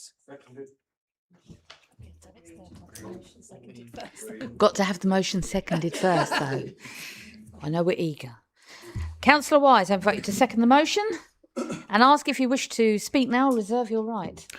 No, I will second this motion, and I will briefly speak now just to say that we had several years of UK shared prosperity funding allocated to Swale, and the final year has just concluded, which was a significant increase on the previous in-year allocations across that 3-year period. So it really is important that we have a replacement for this in an area like ours, a coastal, industrial and rural area like ours faces very specific challenges, and the funding that existed before the previous European funding, which UK SPF was replacing, has not been replaced with similar revenue funding. It's great that we've got Pride in Place funding over in Sheppey East. It's great that we've got the Pride in Place impact funding as well, but that's a one-off allocation as well, and it's capital funding. If we are really going to be able to deal with the sort of intrinsic inequalities we've got and the challenges we face in an area like ours, then we really desperately do need a long-term replacement for the UK SPF funding. Thank you. Thank you, Councillor Wise. I'm afraid I'd already put down Councillor Tim Gibson's name. Pen had gone to paper. So I will take Councillor Tim Gibson, and then if you are happy, we'll go straight to the vote. Councillor Tim Gibson. Thank you, Madam Mayor. I was going to actually suggest that we went straight to the vote. As if by magic. Councillors, we'll go straight to the vote then. All those in favour of this motion, please indicate. Any against? Any abstentions? The motion is carried unanimously. Thank you, members. I'm going to suggest we have an adjournment. Councillor Baldock, sorry, was there? Standing up in your honour. Oh, thank you. I'm honoured. I will go for an adjournment of 10 minutes, strict to the rule. If you're not hearing at 20 to 9, I will start without you. Thank you, members. 10 minutes.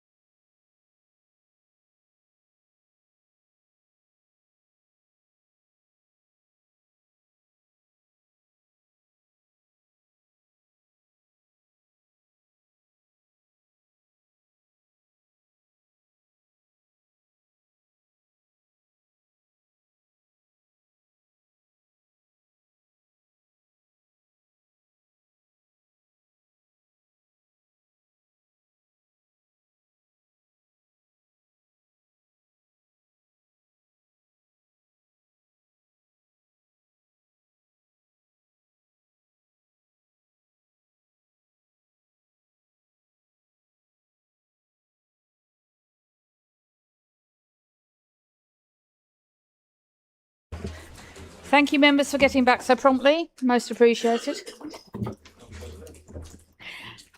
Item 10. I will ask the leader to read his statement, and then I will ask the leaders of the opposition groups to respond in the usual way. Following that, I will ask other members to respond to the leader's statement.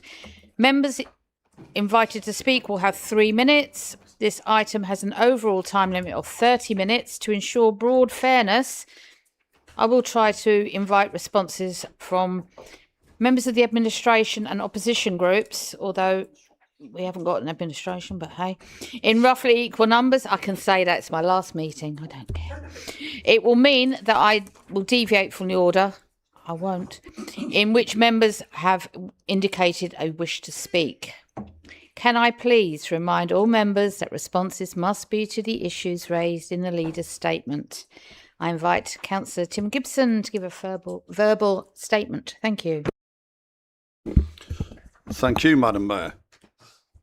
And I begin this evening on a very sombre note, as my thoughts are with the family and friends of Juliet Kenny, a sixth form pupil at Queen Elizabeth Grammar School in Faversham. The family so tragically lost their daughter as a result of the recent meningitis outbreak. No words can truly ease such a loss, but I want to place on record this council's deepest condolences. As a community, we stand with them in their grief, and I would like to thank our health partners, schools, local services, and our own staff for their swift response in what was an incredibly difficult, challenging and distressing time.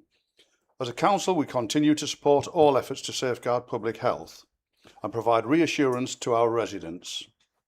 Moments like this remind us of the importance of community, of looking out for one another, and of the vital role that our public services play every single day. Turning to more positive matters, I was delighted to attend the official opening of the extension at EKC Sheppey College. This investment represents a significant step forward for education and skills on the Isle of Sheppey. It's not just a building, it's an opportunity for young people and adult learners alike to access high quality education, develop new skills and build brighter futures. As a council, we're proud to support initiatives that strengthen pathways into employment and help our local economy to grow. Whilst on the Isle of Sheppey, I would like to commend the recent Royal Ballet and Opera Sheppey Sings project, which brought young people from across the island's junior schools together through music in a truly uplifting way. It was an absolute privilege to attend and witness the project in action, as the young people performed excerpts from Humperdinck's opera Hansel and Gretel. Initiatives like this demonstrate the power of creativity and community spirit. They remind us that Swirl is indeed rich in talent and can provide opportunities for youngsters to grow in confidence and ability. I also wanted to briefly update members on the 20 million Sheppey East Government's Pride in Place programme, aimed at improving both physical infrastructure and wider social outcomes for the community. We're currently recruiting an independent chair to lead a new neighbourhood board, which will be responsible for shaping how the funding is used and ensuring that it delivers real, lasting benefits for local people. The chair will work with a diverse group of community representatives to develop and deliver a long-term plan focused on priorities such as transport, health, education, safety and economic opportunity. There is a genuinely community-led initiative in this, designed to empower residents to shape the future of their area, and it's great to see those closest to the coalface getting involved, and in particular the enthusiasm and commitment shown from ward councillors Leanne Moore and Tara Noy. It's an exciting opportunity to bring forward fresh ideas, to attract further investment and deliver transformational change in Sheppey East. And I would encourage anyone with the passion, skills and commitment to get involved. Back on the mainland, I'm delighted to announce progress in Sittingbourne Town Centre area, where we're delivering 51 new high-quality affordable homes on a formal Cockshell Walk car park, supported of course by funding from Homes England. These will be social rented homes providing genuinely affordable housing for local families at around half the cost of private rents. This development will not only help address the significant demand for housing in the borough, but will also contribute to the wider regeneration of the town centre.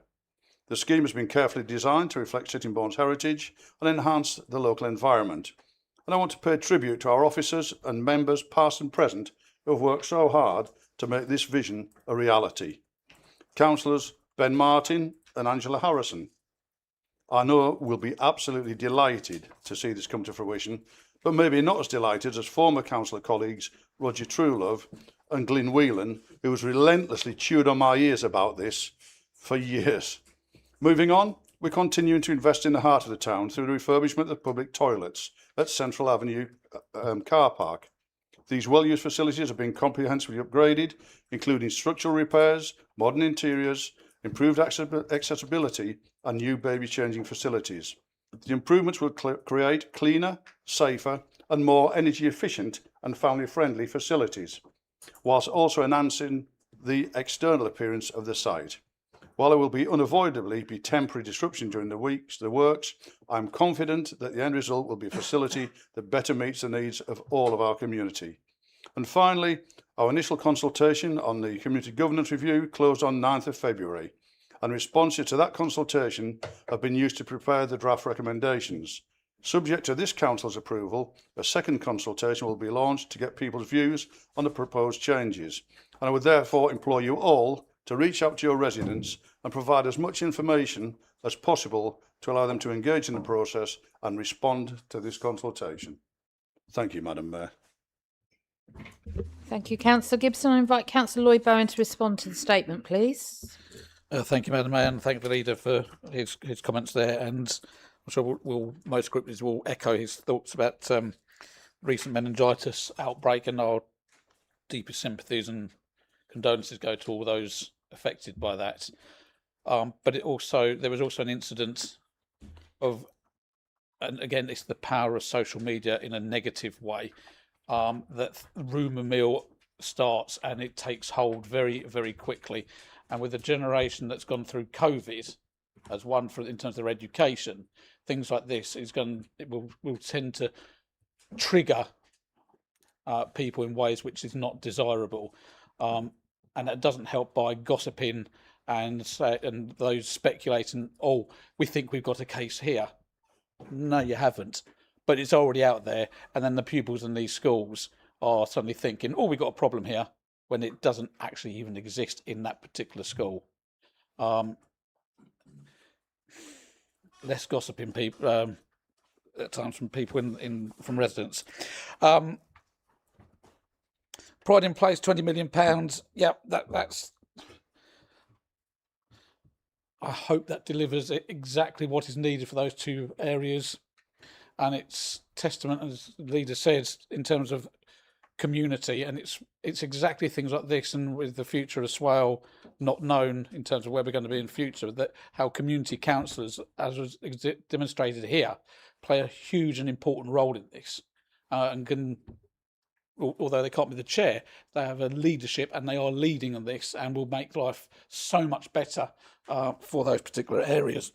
And that's something which all councillors should be looking to do.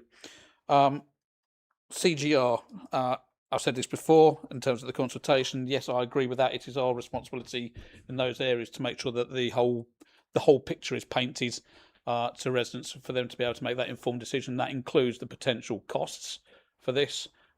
Which some people simply, I don't think, get, and they could be quite extreme. I will finish on the Madam Mayor, indulge me for a second. You said in your statement at the beginning about the charity bike ride, the Tour of Kent, with help from Maidstone Borough Council. Should that not be in tandem with Maidstone Borough Council? Thank you. Oh, okay, you don't have to laugh at that one. All right. Thank you, Councillor Bowen. I invite Councillor Mike Baldock to give a response to the statement, please. Councillor Baldock. Yeah, thank you, Madam Mayor. And I too obviously pass on our condolences on that sad case regarding the meningitis outbreak. Something I don't think any of us expected to be witnessing this year. The Pride in Place, let's call it a project. It is good to see local people involved in decision making. It is good to see local people getting involved in delivering. And that's what we need to see more of. That's what the Community Governance Review gives those parts of our our borough who don't have a parish or town council the opportunity to get involved with. Because localised projects and localised focus is what motivates local people and gets them involved. That's why this whole LGR thing is a disaster, because it just takes away the local element even further. And it's funny that we see the government recognising community on the one hand and then totally destroying it, or at least its voice, in local government reform. Our community governance review, also, we heard earlier this evening, how Faversham Town Council provided a hopper bus. Something that we all know is needed elsewhere in the borough. And that's one of the potential benefits we could have from a Sittingbourne Town Council. They could also replicate the amazing work that Faversham Town Council does for Faversham. We could have some more of that in Sittingbourne. So people talk about cost. You can only deliver if money goes in. And the idea of all community charge, is it what we call it these days? Council tax. The idea of council tax is that people pay in and then you get out benefits for the local community. And I think that's something that we have to bear in mind. You can have areas that have very low council tax, but what do they deliver for their community? So, I know it's very socialist now, but then we heard a lot of socialist rhetoric earlier about public ownership of water, so I'm going to really swing on it and say the idea of taxes is that you pay in according to your ability, and then that is spent according to the community's need. And I think we need to bear that in mind when we just keep talking about, oh, there'll be costs, there'll be council tax. Yeah, but it's for benefits, and you only have to see what Faversham Town Council does to benefit Faversham, and let's have some of that in Sittingbourne. Thank you, Councillor Baldock. Councillor Hannah Perkin to respond to the statement, please. Thank you, Madam Mayor, and thank you to the leader for his statement. I wanted to echo the leader's comments about the awful and untimely death of Juliet Kenny. The death shocked and devastated the student community and the Faversham community more broadly. Juliet was a dedicated community volunteer and nominated for a GEM Award in 2023 for her compassion as a QE Wellbeing Ambassador. The head teacher of the QE described Juliet as an incredibly kind individual. Simply by being herself, she naturally lifted people. And I wanted to extend mine and my group's deep condolences to Juliet's family and friends, and sincere thanks to everybody involved in the community response. The Pride in Place project is an excellent opportunity for co-production in Sheppey, and I think more could be done in the way that it is being done to bring in people from the community to design services that work for the community. Decision making is always best closest to the people that it impacts, and I think it's a really good opportunity to push something like that forward.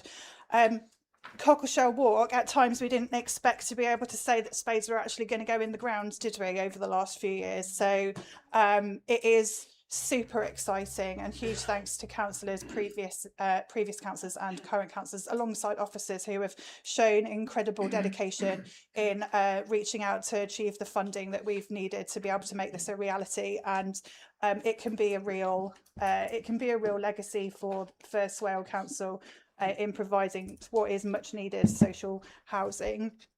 Public toilets are absolutely crucial community infrastructure, and the improvement of facilities are very welcome, and I look forward to them reopening. Thank you. Thank you, Councillor Perkin. I invite Councillor Richard Palmer to give a response to the statement, please. Thank you, Madam Mayor. Yes, it is very tragic, particularly when someone dies so young. And meningitis is such a rapid condition to have that they can be reasonably well 1 minute and on death doors the next. And I think Councillor Boyne did point out that there's a lot of misinformation about, and there was certainly during that time. But I do feel that this council and officers played it correct by just giving out official information, and that's the right way to do it. It is very good news about Sheppey College as well, and I know former councillor, Councillor Truelove, but also other members of this council. And again, it was when the community, it was when the council was working together, and even the then local MP Gordon Henderson was involved in pushing for it, that we can get results. And let's hope that that carries through into the £20 million and the Sheppey East project. And Sheppey East certainly does need to have some good news at times. And it's excellent news about the social rented homes. I know there's thousands of people on the waiting list waiting. 50 odd houses maybe not making a big dent, but there's going to be 50 people who will be quite happy and benefit for them. So yes, that's good news. And I think Councillor Baldock did sum up very well with the local government reform and the governance review, how it is important because it's that community level again where things can get done. Thank you. Thank you, Councillor Palmer. I invite Councillor Alistair Gould to give response to statement, please. Thank you, Madam Mayor. Yes, again, I would echo condolences to the family of Juliet. It was a tragedy, and as is the nature of the disease, very sudden. But I think also it did show the value of a rapid and comprehensive public health response, which met, I think, the challenge very well, and also the response of the community as well. Some of my colleagues were involved in the vaccination programme at the health centre, and they were remarking how polite and how patient the teenagers queuing up for the vaccines were. 3-hour queue and not a complaint was raised. Several of them fainted, but yeah. But as I say, there was a genuine sense that they were patient and a credit to the community. The 51 affordable homes that Cockleshale work is very good news, and it's very pleasing to see something like that finally come off, even if it's less than was hoped. And as Councillor Palmer pointed out, a lot less than is actually needed. And I think there seems to be a bit of a socialist theme today, but we aren't going to get the sort of level of affordable homes that we need without a big change in the way housing is delivered and plans are made, as we'll be discussing, I'm sure, at length later on this evening. But actually, 51 is a good start, but there's many, many more needed. And let's hope that we're given the opportunity by those higher up the chain to actually be able to plan that in a way that really delivers for so many people whose housing situation is really quite dire. Thank you. Thank you, Councillor Gould. I now invite other members to give a response to the statement. Councillor Bonney, please. Thank you. I did want to comment on the meningitis B outbreak. It is pretty disappointing that the hospital trust was slow to report this to the health agency. And again, Swell officers, whenever there's a crisis, our Swell officers, always at the weekend, have to get hauled in to help coordinate and listen to what's going on. I think what was surprising for many people, including me as a parent to a child in an affected school, was that my child wasn't vaccinated against meningitis B. And when I realised, the story broke on the Sunday, and it was clear by Monday evening that meningitis B was playing out. So I checked my son's records on the NHS app, and it's actually quite difficult to work out because I'm not a health expert. But unfortunately, my doctor's surgery actually answered the telephone, and the lady was quite helpful and went off to ask someone and said, no, your son's not. They're not routinely vaccinated. So then what we saw was the evaporation rapidly of meningitis B vaccinations. Because it's not routine, you take your chance and you pay. There was not an appointment to be found in Kent in the next day. I made an appointment in Essex. And then that was cancelled. And just as I left to drive to somewhere else to get my son vaccinated, that was also cancelled. I went as far as Surrey, I went into London, and eventually I found a private practice who did have vaccinations available, at a premium, of course. But quite frankly, I wasn't willing to take the chance like many others. But what I was shocked by the GP telling me, that private practitioner, that people coming down from Newcastle to get meningitis B vaccinations, because the panic was widespread across the country. And we shouldn't think this as an isolated, it just affected us, because it didn't. And the impact of that is profound, because it has an impact on our economy, had an impact on the Canterbury economy, but also on the Swale one. As a small accommodation provider, I've already had the emails saying, actually, we don't want to come to your area. And that's the profound consequence of not containing something quickly and not reacting quickly. And if I'm honest, do I think they acted quickly? Not quick enough is the answer. And again, Swale's resources were taken up with this. I am profoundly sorry to those families, the 2 victims of this outbreak, and to those that are recovering in hospital. But I think there is some learning to be had from this, not least that parents should be aware they can vaccinate their children, and that actually children should be vaccinated against this horrendous disease. Thank you. Thank you, Councillor Bonney. Councillor Ben J. Martin, please. Thank you, Madam Mayor. I echo all that has been said around offering our condolences to Juliet's family and to her friends. It is a tragic loss. I can't exactly not speak when the leader gives a name check, so thank you, Leader, for that. But I just wanted to concentrate a little bit on Cockleshell Walk. And yes, it is 51 homes, but I worked it out. If for every time Glyn or I asked Charlotte during those 3 years of Cabinet, when are we going to deliver some council houses? When are we going to deliver some social houses for the council? We'd actually have about 6,500 brand new social houses in the borough. It was every single month, every meeting, one or other or both of us would be asking the same question. Well, here's the first 51. So, excellent. It's 40 years since we built any as a council. 40 years. Let that sink in for a moment. But we would not have done it without a number of people. The leader mentioned some of the key names, but there are others as well. Councillor Bonney as well from Rainbow Homes. I will mention the officers by name because without the officers, we'd have gotten nowhere. So in particular, Emma Wiggins, Charlotte Hudson, Lisa Fillery keeping us on the finances and not letting us go absolutely nuts. Rebecca Walker and Joe Millard as well, and Lorraine. Without those people, we wouldn't have got anywhere. But also other councillors, all those that served on the shareholder panel or chaired it. Councillor Perkin as well was particularly good at nagging us from the shareholder panel over the last couple of years, especially nagging myself at times. Yes, there were times when, as a council, we said we probably aren't going to be able to deliver this. In all honesty,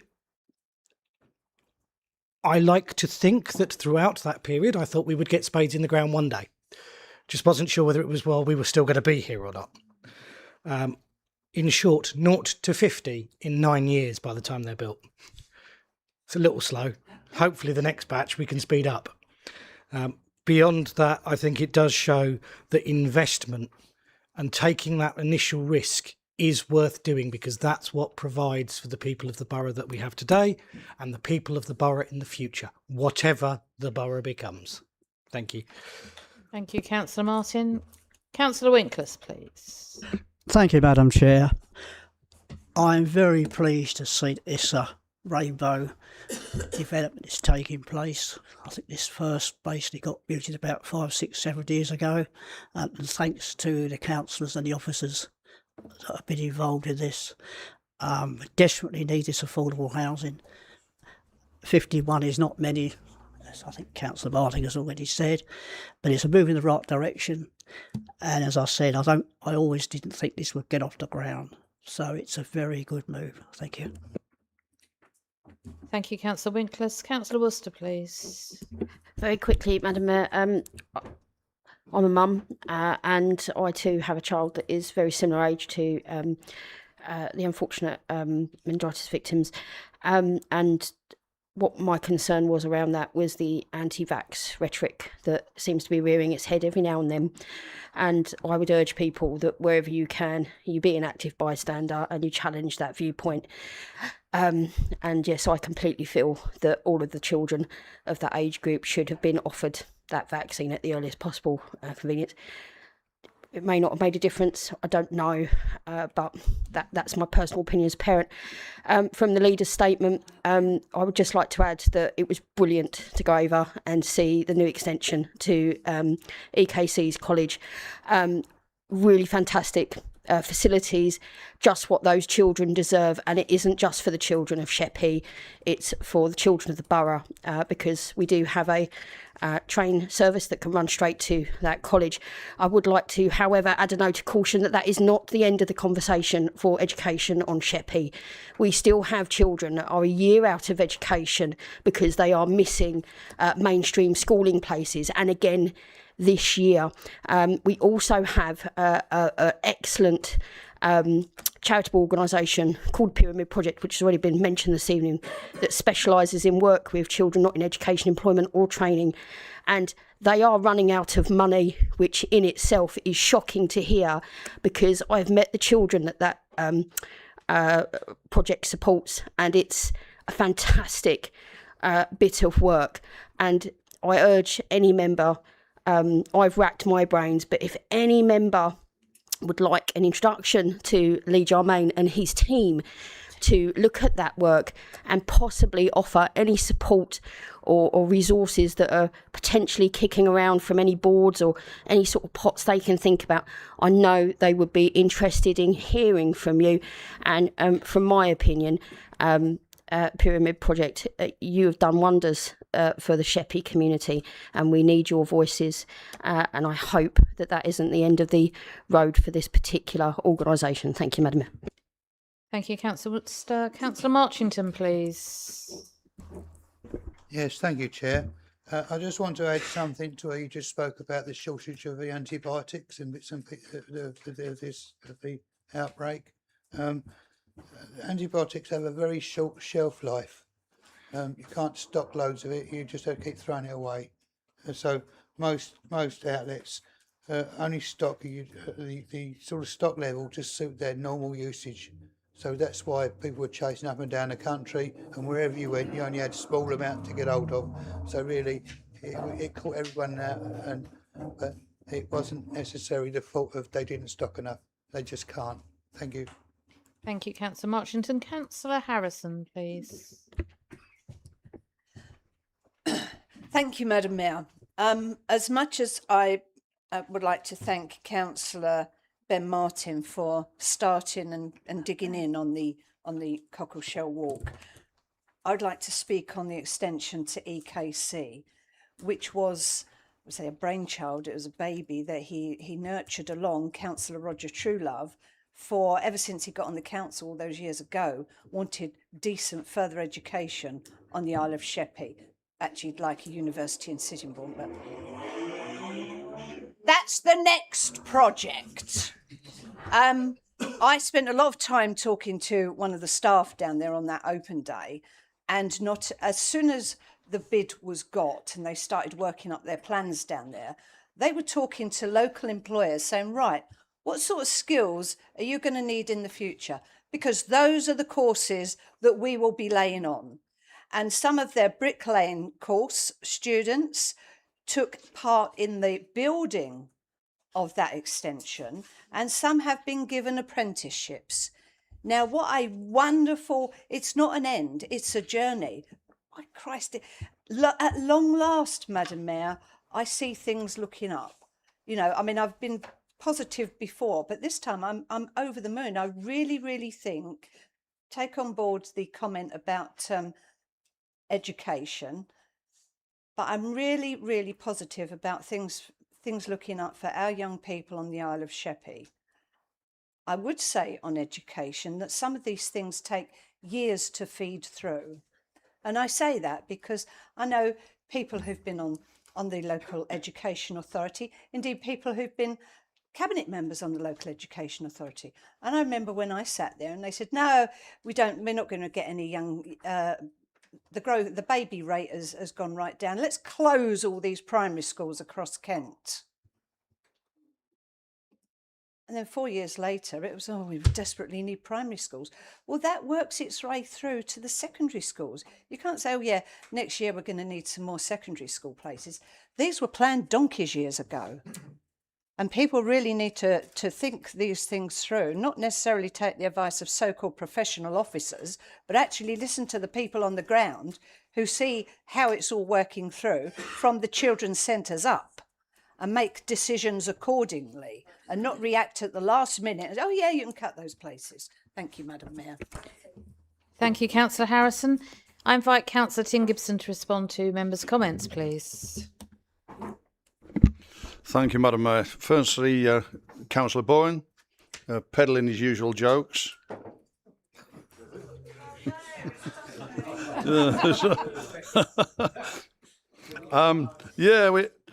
Again, I think we're all at one with the first element in my speech this evening. And Councillor Baldock, I think the term you were looking for was poll tax. But yeah, and you're absolutely right. I mean, Faversham Town Council do a fantastic job, and you know they've done lots of things that the people of Faversham should be proud of, and I'm sure that they are. Councillor Perkin, and Councillor Martin, I'll take you both together really, because that torturous route and journey that you, Councillor Martin, went through with ex-Councillor Whelan has been haunting me in the same way every week and every occasion that he saw me. And I quote, "Bloody hell, Tim, they still haven't got a bloody spade in the ground yet. I'll be under the ground before it happens." And that is a quote. So apologies for my language, but that is a direct quote from him. Yeah, that would be him, yeah. And of course, yes, as Councillor Palmer pointed out, we really desperately do need social rented housing. Councillor Bonney, I hear everything you're saying about the reporting and the difficulties that you personally had trying to acquire those vaccines. What I'm not sure about, I'm not particularly medically qualified, but I'll probably be at variance with Councillor Marchington's views about how long antibiotics last, but then we can take that out of here and have a discussion, I'm sure. And yes, you're right. We should always learn from things that happen like that, and there's always going to be massive learning for us to do. Again, Councillor Martin, you mentioned our officers in particular, and one that I will pay particular tribute to is Lisa, our finance guru, the only person in this organisation that's tighter than me. There was no such thing as copper wire until two Yorkshiremen were fighting over an halfpenny. But I'll tell you what, Lisa can top that and some. So yeah, thank you all very, very much indeed. And let's get on with the rest of the evening. And no apologies, Lisa. Thank you, Councillor Gibson. Agenda item 11 is the local plan growth strategy and sites for allocation. I invite Councillor Charles Gibson, Chair of the Planning and Transportation Working Group, to speak and propose the recommendations. Councillor Gibson. Thank you, Madam Mayor. I'm very pleased to be proposing this motion tonight, and I want to start by paying a tribute to the colossal engagement on this project from all of our officers and a hugely dedicated team who've worked countless hours on this, as well as the colossal engagement from members who have sat in this chamber for many, many, many hours, sometimes at quite short notice, to get us to this place. This local plan proposal is not perfect. Nothing ever is. But it is a best effort. It is fair, it is equal, and it serves our borough for the future as well as we can hope to. we have sat in this chamber a great deal already this evening and many other occasions grumbling about national government and the way our hands are tied behind our backs on a whole range of issues. And we are absolutely right to do that and right to lobby against those things. But sadly, these are the rules of this game, and this is the rules we have to play with in order to protect our borough as best we can. The way passing this tonight, I note we have done a huge amount of work. We've not always agreed as a committee, as a working group. We've not always agreed with our past selves. It has not been an easy journey, and that is why I'm proposing an amendment myself later on.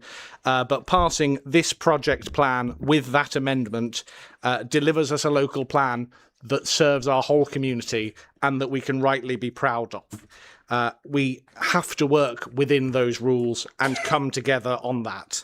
I think the key point about that really is that passing that plan with that amendment makes clear this council's commitment to plan-led development. It makes clear that we stand in opposition to rogue and mercenary developers concreting over our green belt and our floodplains willy-nilly. It makes clear that we want development that serves our residents.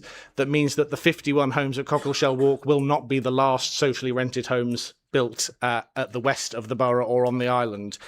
These are things we want. If we pass my amendment later on, we will make clear that this council remains deeply committed to fighting Highstead Valley as a development that is totally unsuitable for our community. And so I am proud to propose this policy this evening and look forward to the debate. I'm sure you will be hearing from me and many others many more times. So I shall leave it there, Madam Mayor. Thank you, Councillor Gibson. I invite Councillor Hayden Braun, Vice Chair of the Planning and Transportation Working Group, to second the recommendation and ask whether he wishes to speak now or reserve his right. Thank you, Madam Mayor. I am very happy to second these recommendations and I will reserve my right. Thank you, Councillor Braun. A briefing note has been circulated and tabled for members. Please, can you confirm you've all read this? Thank you. 3 amendments have been received and circulated to members and published on the council website. Now that the recommendations have been proposed and seconded, I will invite the proposer of the first amendment, Councillor Mike Baldock, to propose the amendment. Councillor Baldock, please propose the amendment. Thank you, Madam Mayor. I'm proposing that we revert our options back to those selected by the Planning Transport Policy Working Group. We selected option 6 after having gone line by line through all the different development proposals, all the different sites. And then it was overturned at P&R on the hoof. We always say we don't want to make policy on the hoof, and that's what happened that night. So I'm saying let's listen to what the working group said. Let's listen to the details they went through. Because we chose option 6 on viability. In our own viability plan, if we want the high levels of environmental protections, if we want the high levels that our own policies are asking for, these are more deliverable in the east of the borough. We get higher levels of affordable housing. We get higher expectations of environmental protection. We heard earlier about buses, and we heard how Faversham has buses. What we're proposing is that we get rid of, we go for a strategy where there are buses, because the alternative, the Bobbing Garden Village, will be entirely car dependent. Our own policies are boosted by supporting option 6 and development in the east. We heard earlier how build-out doesn't happen in the west of the borough to the same level as build-out in the east of the borough. By developing the east of the borough, we can at least be sure, reasonably sure, that we will meet our targets. Building in the west of the borough is fraught. We've seen hold-ups with Kemsley. We heard that earlier tonight. And education. Borden was supposed to have a school. That's not being funded now. We don't know if that's going to be delivered. It was supposed to be after 170 houses. Now it's over 700. The site on Kemsley, the school's supposed to be open in September 24. It's not going to be until at least 2030. This is another 2,500 houses. Where's the guarantee on the education? We already hear about people on the island, kids on the island having trouble getting any schooling. How is that going to be helped by another 2,500 houses right on the A249, the only entrance to the Isle of Sheppey? We've seen the hold-ups and the delays caused by the current works. You see another 2,500 houses going in that part of the borough, and you're looking at those delays going on for another 15 years. And that knocks on to Eurolink as well. Now, we're losing jobs because people are not coming to the Eurolink because of the delays. And this is going to make that worse. This is going to make those delays and those jobs coming to the Eurolink even further away. Maybe another 10, 15 years of delays in local employment. We're also, the potential that we lose the Highstead appeal would mean that we've got development at both ends of Sittingbourne happening around the same time. We'd be cutting off Sittingbourne and the Eurolink at both ends. That is not sound future planning. That is not the way for strategic planning. And there's a live application on bobbing. At the moment, the policy is 40% affordable housing. They're going for 35. You put an allocation in the local plan, that says 30. You're getting even less affordable housing. You're slapping yourselves on the back for 51 on Cockleshell Walk. We have an allocation that says 30. Do you think the developer's going to deliver 35? Of course he's not. He's going to go back to appeal and say they've said themselves 30 is right. Please change the option. Thank you, Councillor Baldock. I now invite Councillor Mike Whiting to second the amendment and ask whether you wish to speak now or reserve your right. Thank you, Madam Mayor. I'll reserve my right. Thank you. Thank you. And I'll ask Charles. I would like to ask Councillor Charles Gibson, as the proposer of the motion, whether he wishes to exercise his right to reply to the debate on the amendment. Thank you, Madam Mayor. Happy to. Sorry. Councillor Whiting? Yeah, apologies. I thought I would speak before the proposer responded, but after anybody else had spoken to the amendment, that was all. He's the seconder, isn't he? Councillor Whiting is the seconder. Yeah, and he's reserved his right. Reserved his right. Yeah, so speak. Yeah, because he's on the amendment. At the end, Councillor Whiting. Councillor Gibson, please. Thank you. Apologies for that misunderstanding. I want to be really clear with some of the statements Councillor Baldock has made. Councillor Jackson made abundantly clear that Faversham is not a bus-thriving utopia that that our residents live in.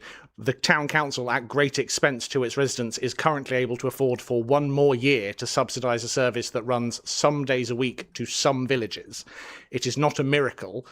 It is an expensive undertaking that we are doing, but it is not a good enough service. It does not serve all of our residents well enough. Councillor Jackson spoke about the gaps in that service already.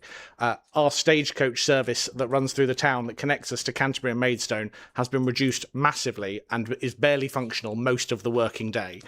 We do not have the buses and the connections in Faversham. Lots of what Councillor Baldock said about development in the West having been a great strain is true of Faversham too. Faversham has already taken an enormous range of development over the last 10 years, has an enormous amount more planned. And in option 4, Faversham continues to take more than its fair share as a secondary settlement in the borough. Option 4 is the fairer policy. 6 will not deliver us the 5-year land supply. We all know how housing developers make their money. They make their money by delaying the build-out rate so they can maintain demand. If we allocate everything in the east, they will not build out because that is not how they will maintain their sales rates. We all know that's how that works. We will not achieve our 5-year land supply, and our precious greenfield that is not already allocated will remain vulnerable to those speculative developers. It is not a responsible choice of action. And it remains my view, having looked at the numbers again, there is no viable maths route to retaining option 4 and not allocating some of Highstead Valley in that allocation. And I, for one, will not vote for a plan that allocates Highstead Valley. I believe it remains entirely inappropriate for our borough, and there is no maths route that I can see that makes it make sense. So I will not be supporting this amendment. Thank you, Madam Mayor. Thank you, Councillor Gibson. Councillor Richard Palmer, please. Thank you, Chair. I do think Councillor Baldock summed it up quite well. I mean, I'm amazed that you have a working group.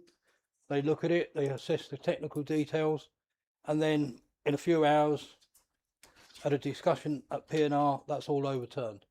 So I don't think you can reliably trust something that happens in a few hours when a working group have looked at all the details and assessed all the sites over a period of time. So there's serious issues there, and I feel I will be supporting this amendment. I think Councillor Baldock covered all the points well, and I think it makes sense to support the amendment. Thank you. Thank you. Councillor Speed, please. Thank you, Madam Mayor. I really don't agree with this amendment. P&R voted for option 4, and I believe this council should run with that recommendation. The amendment states that option 4 was a well-considered recommendation from PTPWG.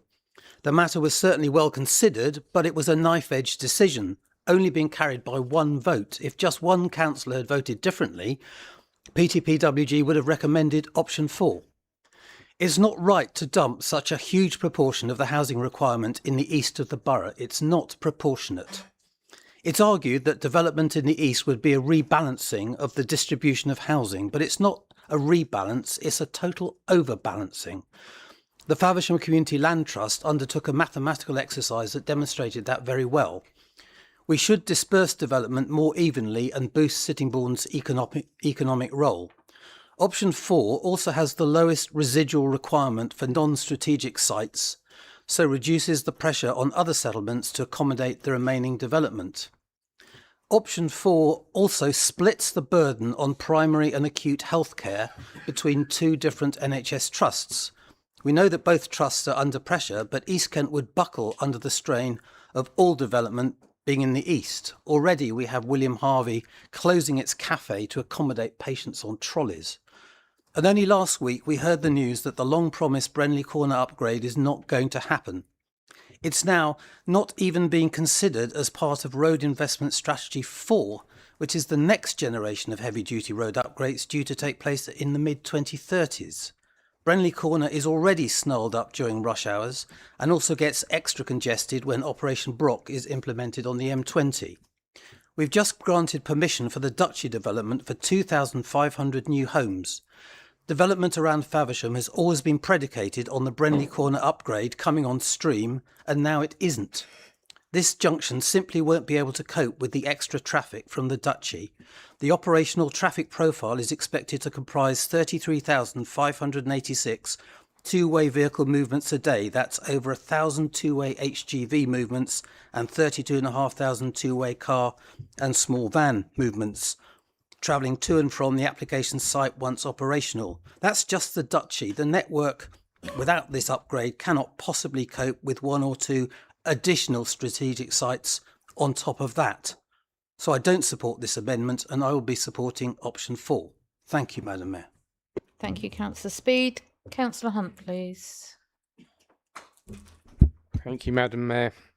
We've heard a lot saying about fairness and it all being fair and equal. But if you tell the residents of the west of the borough that it's going to be fair for them to take another 2,500 houses, I think they'll probably tell you where to go. The last 25 to 30 years has seen constant development on Sittingbourne and Sheppey, with hardly anything to Faversham over those years until more recently. And yet Faversham is taking it now, and residents are realising that. But that is just what's been happening the other side of the borough for all those years. Fairness is actually putting a little bit more to the east of the borough and not dumping more over to the west. There has been, as some people have said to everybody, pointing out that there has been investment to unlock future growth at Grovehurst and Stockbridge junctions. That is the future growth that's already planned in the current local plan, not future in going forward with the next local plan. National Highways had already said that even with the planned development within the current local plan, the Stockbury roundabout is already at capacity. So how can we be taking more and more development? You've already got 1,500 houses that are still to be built out at North West Sittingbourne. It just doesn't make any sense. And if you want fairness, then this amendment should be approved. Also with fairness, PTPWG doing a lot of work that's been mentioned. What is the point of having working groups if you're then not going to listen to them? If this amendment doesn't go forward, you might as well, in fact, we put a motion in to just scrap PTPWG. Just give all the work to P&R, let them go for it all, let them do the hard work, and then make the decisions. There's so many reasons why this amendment should go forward. Sittingbourne and Sheppey have had enough. Unfortunately, it's time for Favershams to... Okay. Thank you, Councillor Hunt. Councillor Ben J. Martin, please. Thank you, Madam Mayor. First and foremost, just because members do not sit on PTPWG does not mean that we do not read all the papers. It also doesn't mean that we weren't there in those informal cabinet meetings reading the papers and suggestions back when we were looking at this last time round. There are many, many reasons why option 4 makes sense. It stops us making the same mistake that we've made the last 2 local plans of trying to pile the majority of development in one particular area. Simple supply and demand tells us that if you put everything in one area, you're oversupplying, so prices come down, so developers slow up their building rates. That's what's happened to Maidstone, who managed a whole year with a 5-year housing land supply. 1 whole year! Because they put everything in one part of their borough. Now they're back to having no 5-year housing land supply. They are back to having speculative development as the way that leads planning. That is not a mistake I want to see Swale suffer again. It is not just me as a Faversham councillor saying, I don't want housing in Faversham. It is me saying that actually there are benefits to the local plan policies that have been developed. Those that went out at Reg 18 that all of us said were great policies. Wouldn't it be good to actually have some of the benefits of those policies in Sheppey, in the west of the borough, in Sittingbourne, in the villages, not just condensed into one location? And yeah, we've all suffered with development. We're waiting on a set of traffic lights that were promised by the 80th dwelling on a development that finished being built out 8 years ago. And I was told by KCC this morning that because there's going to be works on the Ashford Road for the M2 junction slip, they're not going to happen this summer either. So by the time we get it, it may well be 10, 12 years down the road of when they were anticipated. I get it. I empathise with councillors in the West that have suffered. I do, I understand, and I empathise with the people in the West that have suffered. But that doesn't mean that you just go, you know what, let's throw everything the other end and make them suffer. You don't punish people for the past mistakes of this chamber and the people that were in it. What you do is you look at what is going to be a sensible policy, what is going to be a policy that can deliver for the whole borough, what is going to be a policy that will deliver affordable housing across the borough so that people can remain close to their support networks, so that they can actually remain in the areas where they are from rather than everybody piling to one end away from their support networks and trying to get mutual exchanges to come back, because that's what we see right now. It ensures that should government funding become available for infrastructure projects, it can be split across the borough. This option 4 is for the whole borough, and it is the best option for the whole borough. This amendment, yes, I appreciate the work that was done, but this amendment will just mean that we don't get that 5-year housing land supply for any more than about a year. Thank you, Councillor Martin. Councillor Bowen, please. Thank you, Madam Mayor. I'll be brief because it's going to be a very long evening. This council works under procedures where we have the service committees, and those service committees are the decision makers. PTPWG, with respect, is a working group. They're not the decision makers. That went to P&R. Now, maybe in hindsight, and I mentioned this earlier to a few people, maybe in hindsight, maybe P&R, maybe this council going forward, if we were ever to be presented with this again, could actually set the parameters for the working group to say, okay, this council at the outset wants this option. PTPWG or whichever working group, go away and make that happen and come back with something which delivers that, rather than PTPWG or whichever working group come up with whatever you want and then deliver it to a committee. And we've seen that not only with this, but other working groups where then decisions are taken back to the parent committee and then said, and no, we don't like that, we're going to do something else. Perhaps we should be clearer from the outset of what we actually want. And as has been said already this evening, this is going to be a close vote, I expect. It always is. It always has been, whether it's in PTPWG or P&R, it's very few between the two. And so I remind members again, as I said, I think last meeting, when you sit in this chamber, you are here for the borough of Swale, the whole of Swale. You're not here to sit as your individual representative of Tenham. In my case, I'm looking at this, what's the best option for the borough and for the entire people of the borough. And yes, the previous practice of yo-yo, tit for tat, whatever you want to call it. Well, it was over there last time, so it's your turn this time. And so it was your turn last time, so we're going to put it over there. We've got to come to a point at some place where we actually balance this up and say, the borough needs this. Not Faversham needs it. Not Sittingbourne wants it. God help, maybe the next time might be all on the Isle of Sheppey. Might actually sink. Who knows? Put all those houses on there. Yeah. And the last comment in terms of the bus service, that has been said. That's Faversham Town Council because they saw a problem. Because there weren't bus services. So they've taken the step to introduce that. To put one bus service in to supply the town and some of the villages around there. Doesn't make it a great service, it makes it a service, and that's about the best it can be. Sittingbourne, if they wanted to do that, and this comes back to the community governance review, that should be the sort of thing which they want to be incorporating there. Good practice in Faversham shouldn't be there to penalise them going forward. I would support the option 4 and refute and turn down this amendment. Thank you. Thank you, Councillor. Councillor Gould, please. Thank you. I also will be not supporting the amendment. I think none of us are happy with the number of houses that we're being asked to do, as was evident from the discussions earlier about water supply, amongst other things.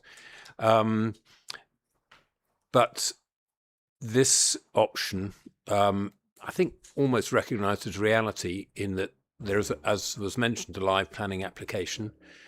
Given the news that we came out just this week about applications being referred to the Secretary of State if they get refused, to go for option 4 crystallises what is likely to happen anyway, and in the process minimises the number of houses that have to be found in other sites across the borough.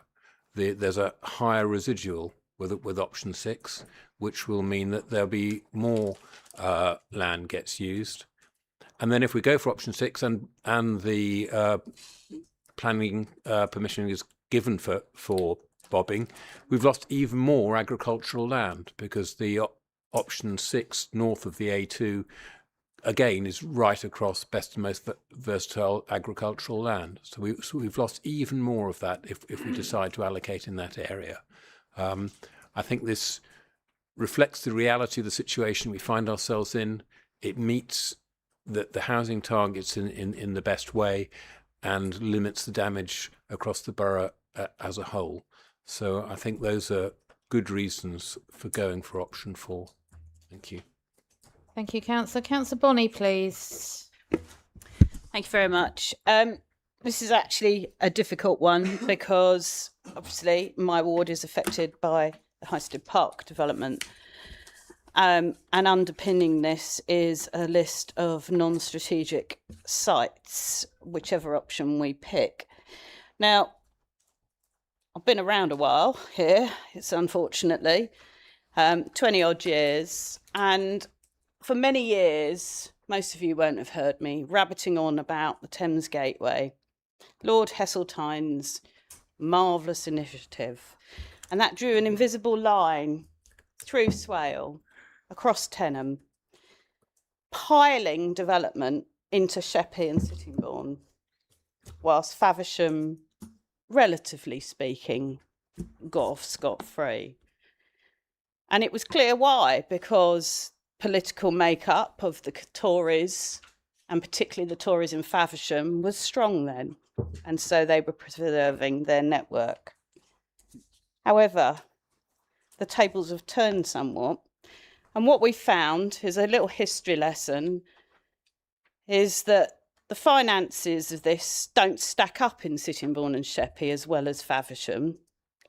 And my area is one of those areas that does, like Faversham. However, what we found is we've got all this development, but we don't have the infrastructure for what has been developed and what is permitted to be developed, but not yet delivered. So Sittingbourne and Sheppey has one of the worst GP ratios in the country. And what the ICB have said is there is no more money to improve it. So our lot, it's stuff you. It's tough tits, basically, to Sittingbourne and Sheppey residents, because you're going to get stuck with the GP ratios that you've got. There isn't capital sums to improve that. There is no massive plan to improve the number of GP surgeries. I can't even go to Faversham to change my GP, because I'd love to, Alistair.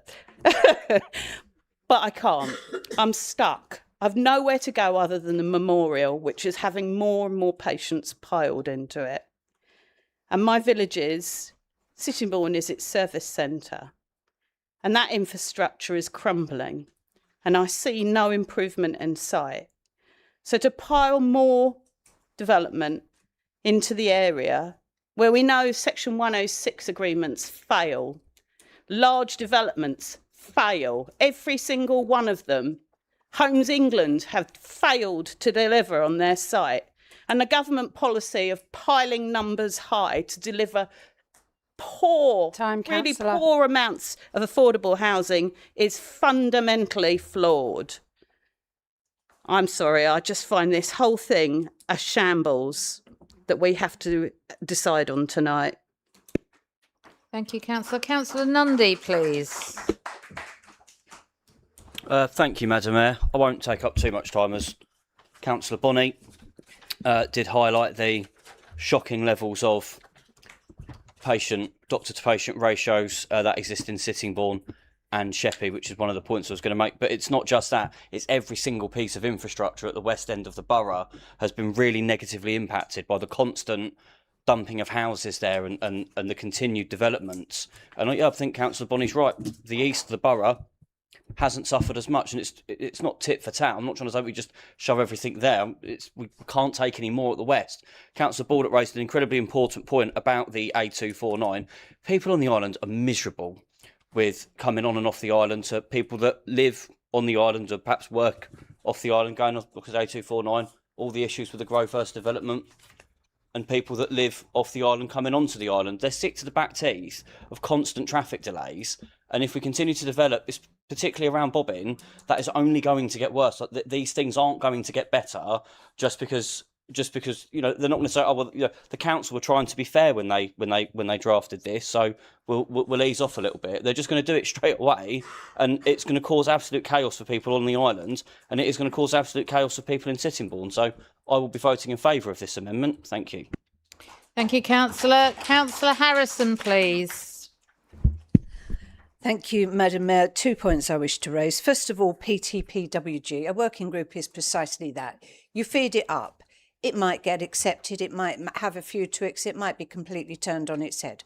That is the whole point of having a parent committee. PTPWG, according to the chairman, by one vote, proposed a recommendation which included the heisted sites in this second bit. What did it say? The non-urgent allocated things. I won't be supporting putting Highstead. Well, I think, Madam Mayor, that meeting was taped. It is on that YouTube thingy. It's very easy to go and watch it and see who said what and when. It was proposed at that meeting and seconded at that meeting that the Highstead site's go in. I can't support that. The second point I'd like to make, Madam Mayor, is that if members were more realistic sitting in this chamber and actually said, well, to their residents, there are no planning grounds to turn X, Y and Z down, instead of which we are going to negotiate very seriously with developers about decent 106s, which gets the infrastructure which we need in our areas. But no, they play to the gallery. Developers go to appeal, they win, and they give the areas the bare minimum 106 improvements, if that. Rather than take a realistic and honest view and say, we don't like it, but there are no grounds, let's get the best that we can out of it for our residents, which other people have in the past. And I'll use iWade as a case in point, not my party, from the party opposite. That councillor did an excellent job. They didn't want that massive amount of houses, but they realised there were no planning grounds and they were determined to get the best out of it for their existing residents and future residents, and they have. And that's what councillors should be doing in this chamber, sitting on planning, not playing to the gallery and thinking, well, I've not made the decision, I've refused it. Some inspector's gonna say, yeah, it's okay, go ahead, but not me, Gov. That is abrogating your responsibility, members. Thank you, Madam Mayor. Thank you, Councillor Harrison. In my view, I think we've discussed this amendment fully. So, Councillor Whiting, you reserved your right to speak, so I invite you to speak on the amendment, please. Thank you very much, Madam Mayor. I hear what the opposition, those who oppose option 6 say, but to be fair, they did say the same things at the working group and they lost that vote. And I do object to the suggestion that the working group members didn't act on behalf of the whole borough. The members there burnt more than their fair share of midnight oil, considering in minute detail, all of the options for growth strategy, taking into account every strategic and non-strategic site, from infill sites to those with thousands of homes. Its conclusion after all of that was to recommend option 6. Yes, there was a discussion at PNR, but it was shallow in comparison to the discussions at the working group, where members had the benefit of the details contained in the thousands and thousands of pages of reports that they pored over many, many nights. One might expect more senior committees, PNR in this case, to tweak elements of a working group recommendation, but to throw out a fundamental conclusion completely without having seen that mountain of evidence that led to it, I think was unprecedented. If this council, as Councillor Hunt has referred to, if this council really values members' working groups and truly respects their diligence, hard work and their conclusions, then it would uphold a long-standing tradition and then it will uphold its long-standing conventions by reversing the sweeping and fundamental changes made by PNR and support the working group's recommendations for option 6. If we don't, then what are they for? If we disregard their well-considered conclusions, then what purpose do they serve moving forward? There are further amendments to be discussed later on this evening, but this amendment takes us back to first principles, and we need to consider it without prejudging the outcomes of further amendments might be. What is our growth strategy? Is it option 4 or option 6? Let's settle that first. Previous local plans have concentrated development in Sittingbourne and Sheppey. Option 6 redresses that balance across the borough. It does so in a way that doesn't blight areas unnecessarily by over-allocating non-strategic sites. It does it in a way that prioritises brownfield sites, in a way that maximises environmental protection. It does it in a way that ensures Swale's wider infrastructure needs can be best met over the lifetime of the plan, including Brenley Corner. It was these aspects that were carefully considered by the working group, only to be overruled at PNR. Madam Mayor, I know members value and trust the work of members' working groups, and I ask them to reaffirm that trust tonight and vote to restore option 6 and support the amendment. Thank you. Thank you, Councillor Whiting. I now ask members to vote on the amendment by. Can we record a vote, please? Then we need to know what we need to do then. So have I got 5 people standing for a recorded vote? Stand, please. I'll follow the Constitution. It's not done. Yeah, okay, we have enough. Thank you. We will now have a recorded vote. I will call your name. Please indicate whether you'll be voting for, against, or abstaining. And can you also put your microphone on when you speak, please? Thank you. Random two. Lots of shuffling of paper now. Random 2. We wanted my last meeting to be eventful. Right, random 2.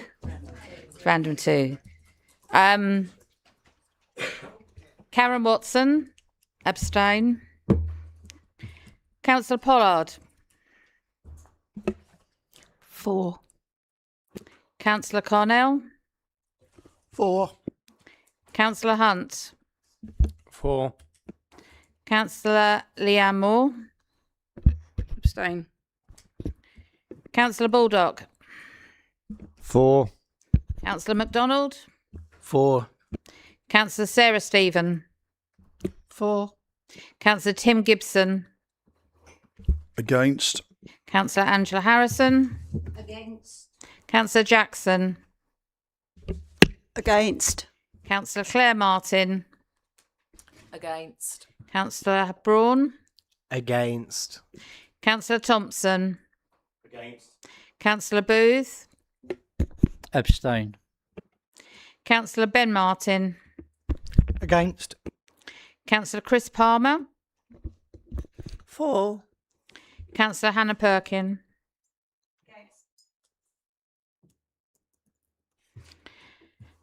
Councillor Last. Councillor Paul Stephen. 4. Councillor Richard Palmer. 4. Councillor Noe. Abstain. Councillor Wise. Against. Councillor Miller. Against. Councillor Jays. 4. Councillor Kavanagh. Abstain. Councillor Chapman. 4. Councillor Bonney. 4. Councillor Clark. Against. Councillor Winkless. Against. Councillor Gould. Against. Councillor Charles Gibson. Against. Councillor Dolly Worcester. 4. Councillor Speed. Against. Councillor Bowen. Against. Councillor Whiting. 4. Councillor Marchington. 4.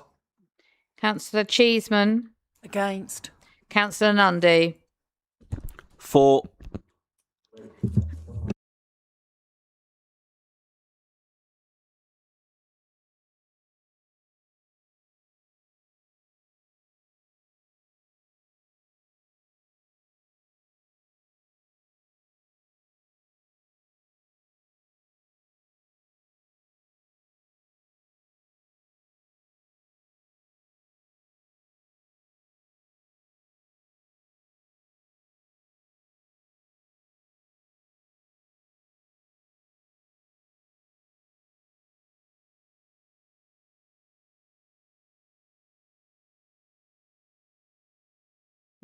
Thank you, councillors. Do you want to extend standing orders? Tell me the result first. The result is 16 for, 18 against, 5 abstentions. The amendment is lost. I'd like to extend standing orders as it is 5 to 10. Thank you. Thank you, councillors. I now invite Councillor Charles Gibson to propose the second amendment. Thank you, Madam Mayor. Hopefully rather less contentious. This piece of work is the follow-on work we did after, as was pointed out, we changed the growth option. This is the new list of non-strategic sites that is more naturally matched to growth option 4. It has removed all reference to Highstead Park, and it has also removed some of the smaller allocations to the western villages of the borough that we were least comfortable with in the previous allocation. So I commend it to you. Thank you. Thank you, Councillor Gibson. I now ask Councillor Gould to second the amendment and ask whether you wish to speak now or to reserve your rights. I'll second the amendment, but I'll reserve my right. Thank you. Thank you. I now open it up to debate. The councillors to speak on the amendment, please. Councillor Speed.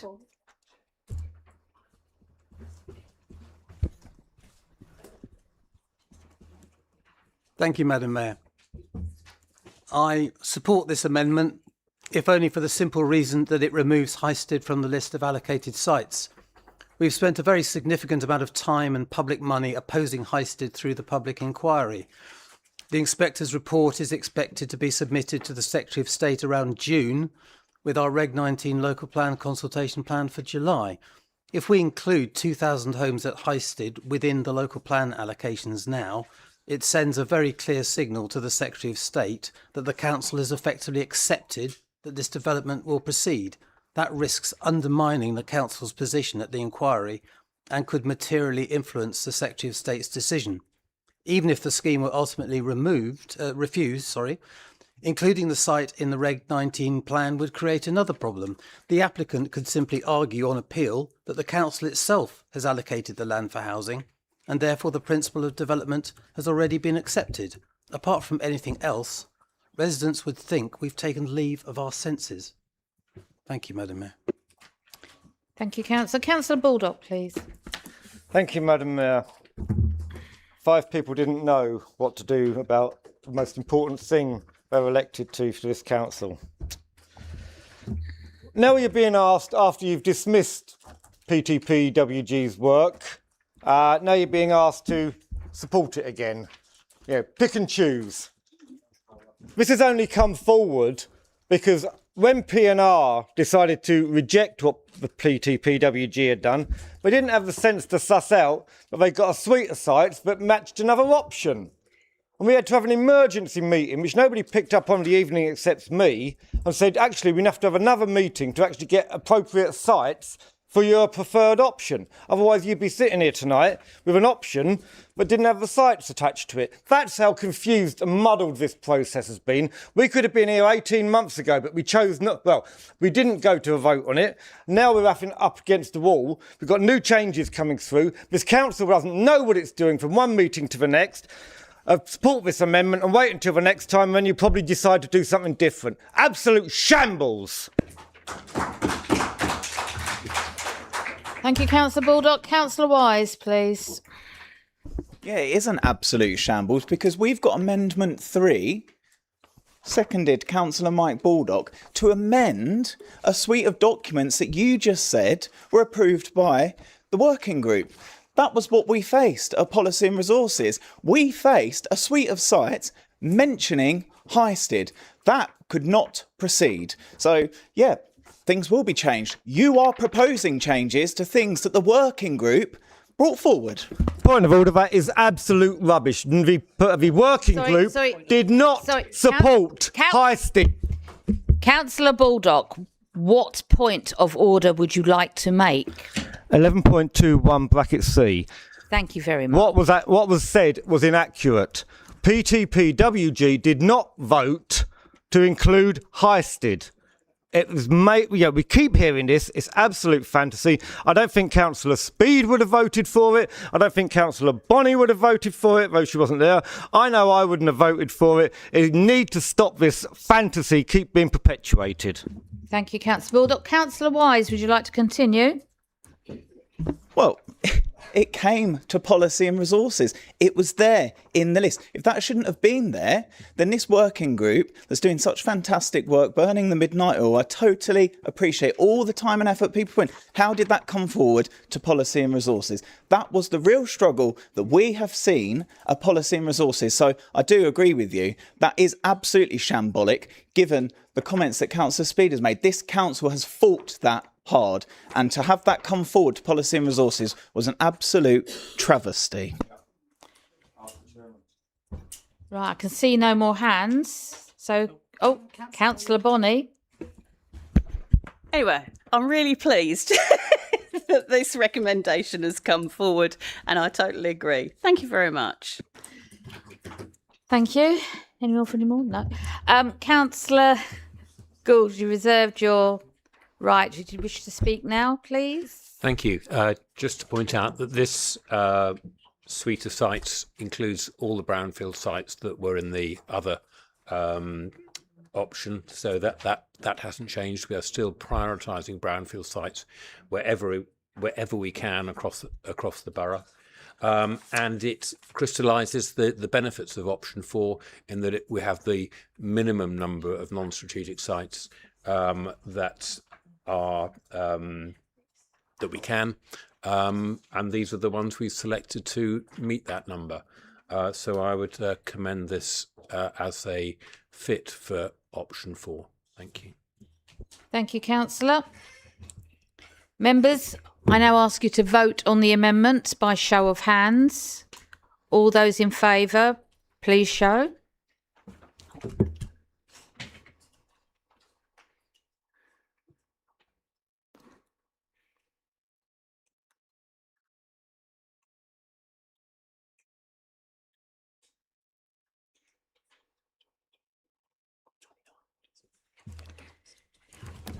Any against? I would like it recorded that I voted against. Thank you, Councillor Baldock. Any abstentions? 3. Can I ask if my vote can be recorded against? Thank you. Sorry. Right. So, Councillor Palmer, you'd like your vote against recorded, and you, Councillor Palmer, as well. Councillor Thompson? No, that's all right. Councillor Baldock, it was you as well, yes? Councillor MacDonald as well, and Councillor Chapman. Was it everyone that voted? Was it everyone that voted against wants their vote recorded? They didn't record who it was. So could you put your hands up if you vote, just to clarify, so we don't have any problems? Thank you. It's a few more than one. Yeah. All done? Yeah. Thank you. The amendment has been carried. 2973. Third amendment. I now invite Councillor Paul Stephen to propose the third amendment, please. Thank you, Madam Mayor. I shall be withdrawing that amendment. Thank you. Councillor Baldock, are you happy for it to be withdrawn, as you are seconding it? Yeah. Thank you. Right, that's done. Right, members, we will now debate the substantive motion. I can see those hands. Anyone want to? Councillor Baldock. Thank you, Madam Mayor. What we're being asked to do tonight is to condemn this borough yet again to overdevelopment. We're being asked to over-allocate by about 1,000 houses. Over-allocate on a target that is already way too high. Why are we over-allocating? Because we know there are over 1,000 permissions that we can't include within it. So we're now going to be over-allocating for a borough that doesn't want this amount of housing. If we lose Highstead, we will over-allocate by 3,500 houses. Was that what we stood for in 2019? Was that what we stood for in 2023? I don't think anybody here stood to over-allocate the number of housing that Swale is going to be condemned to take. We do have an option. People say, "Oh, we don't want speculative development." We get that with windfalls. We've got a large number of windfalls coming through. We get speculative development because what you've just voted through will not deliver a 5-year housing supply. So let's not be pushing ourselves into a position where we're accepting a local plan that is well above what we need just to settle a government timetable. We don't need this plan. This local plan is wrong for the borough. It over-delivers on housing numbers. It doesn't deliver on what people need. We're not getting the schools. We're not getting the surgeries. You vote this through because you feel, oh yeah, the government requires it. We've got a deadline. We need to do it. All you'll end up doing, and we'll hear, oh, but we've got new policies. They wriggle out of them. We've seen that with applications time and time again. 106 is made and then wriggled out of. Or the new one they found. Because we know that many of these developers have umpteen different companies. They have a different company for every application. Just go bankrupt. Declare that one bankrupt. It's happening down in Ashford. That's how they get round it. Don't play their game. Do not give them the green light for all these sites. Fight them. Make them have to stand up to each site and show that it provides some value. And what I would really worry about is when our MP is sitting down having curry with the very developer who's proposing 2,500 houses in our borough and we're supposed to be fighting it. That doesn't give me much confidence either. So do not play their game. Reject this rotten plan. Thank you, Councillor Baldock. I'm afraid I have to admit to a bit of a mistake. I should have gone through the leaders of the group, so I do apologise. You got first up there, Councillor Baldock. No, you won't. No, you're off my list now. Councillor Tim Gibson, I invite you to speak on the substantive motion, please. Thank you, Madam Mayor. I will say at the outset that none of the proposals are anything that any of us would have wished to have voted for. However, as it stands here, we need a local plan. We have kicked the can down the road. There's no two ways about that. And we're now in a position where we are open to speculative development. There is no two ways about it. If we don't have a local plan, then it will be done to us. Believe me. Thank you. Thank you, Councillor Gibson. I invite Councillor Bowen to speak, please. Thank you, Madam Mayor. As been said, this is probably the toughest decision that affects every single person in this borough for potentially years and years to come. It's not a decision we take lightly. As just been said, it's probably a decision we don't want to take at all. But we've got to, because not to, as it's been said, not to have a local plan is far more risky than having a local plan that actually may not be perfect. And option 4, yeah, it's not perfect. There are issues with it. Get that. But I come back to the point, I do maintain that I think actually it is the best option across the entire borough. But there's part of this also in terms of the timescales where, and other members will recall this, where we had this faffing around for quite a period of time in this chamber of, do we go out for consultation? Yes, no, and we sat and did nothing about it, hoping that the housing numbers may change and things might get a bit better, but they didn't. Well, that's come around to bite us in the backside a little bit, hasn't it? Because now, if we don't make a decision tonight, we can't make a decision under the current guidelines. It may fall to the next authority, whichever may replace us in future. It is a shambles of a place to be in. And we really need to learn from this and take our learning into whatever comes after us, because this is not doing this council, this is not doing our residents any favours whatsoever by rushing things through on the hope that maybe numbers and the target numbers of houses from the government and also with respect, the previous coalition members actually messed this up in terms of the consultations back then. Delay. And now this is where we're at. Thank you, Madam Mayor. Thank you, Councillor Bowen. Councillor Perkin, wish to speak? Thank you, Madam Mayor. Yeah, so the game's rubbish. It regularly makes me pretty furious.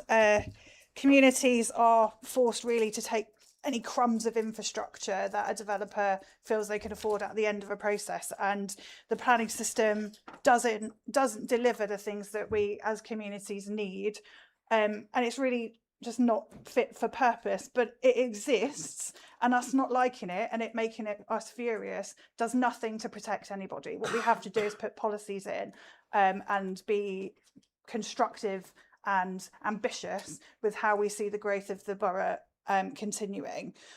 In the future, planning is looking to become increasingly centralised, and local voices are looking to be increasingly pushed out of discussions around what the future of their communities look like. Let us try and get a local plan before that happens.